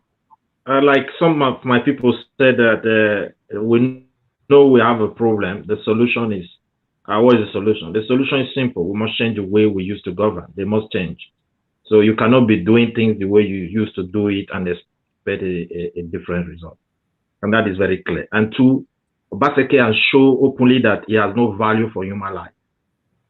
Before he went to Abuja to meet the last president for the last time over this Fulani something, that this is something they want to settle, whatever grazing something, whatever name, I can't recall it now. At a grazing bill. He addressed Edo people, anti-grazing law. So he make it clear that he's there to protect those killers, not his people, because he never cared about his people. And the reality is really going on today. They chase people away, but we have not seen the governor, picking the media and go to that place to visit the place because he doesn't care. It's none of his business. Thank you. Midwest so for people to be crazy. Thank you. Okay, thank you. If that is. Thank you. Yeah. Yes, thank you very much. I appreciate you. Mr. Jim or Elmos, are you there with us? Yes. Thank you very much. Yeah. Let me align myself with my brother Toya. I think it is sometimes very absurd for us to be defending what is indefensible. There is no need telling us that there is no money when the people steal in billions. I'm not saying Obaseki is stealing billions, but whatever happens will be known when he leaves office. Yes. That's one. Number two, I believe that the every other person knows the solution apart from those in power. So if the kitchen is too hot, then you have to leave the kitchen. Thank you. Thank you, sir. God bless you. Wow, that is brief but very powerful. All right, Brother Victor, talk to us, the last panelist to talk. Brother Victor is not here, so we don't have time. We're rounding up. Thank you very much, my people, for your time with us this evening. I appreciate every one of you. Those of you on the comment section, thank you for your contributions. Those of you that are calling in, thank you so much for your contribution. I appreciate every one of you. Those of you, please, closing prayer, Mr. Israel, please. Yeah, let me appreciate these people first. Okay. No, I just reminded you. Okay, sir. Those of you who try to call in that could not get through, we are very sorry. You say it is. Even when we try to manage our time, we are still here 3 hours, 30 minutes. So it's not very easy. We apologize. Maybe next time you'll have the time to contribute. Thank you very much, every one of us. Mr. Israel, are you there with us? I'm here. Thank you very much. Okay, please do the closing prayer. Yeah. Heavenly Father, we thank you for this great day you have created for us. Thank you for the opportunity for us to have this debate and give us the spirit of assimilation to be able to take all what we have said so far, the important one that will give the life of our people and a better understanding for them to work towards good governance. We thank you for the life of those who are in power in our country, Nigeria, who are beginning to show us what is not right. Father, can you please put sanity into that state in the mighty name of Jesus? We bless those who have come here to argue today. we've argued to, to understand each other. Father, may you give us this guidance to continue to teach what is good to our people. We thank you for the life of the CEO who has, put this thing together. We ask you, Almighty, to continue to bless him and bless those who are also listening to us. And all this we pray through Jesus Christ, our Lord. Amen. Amen. God bless every one of you. Thank you very much and have a good night. Tomorrow we'll start all over again. Thank you so much. Thank you. Good night. Good night, everybody. Good night.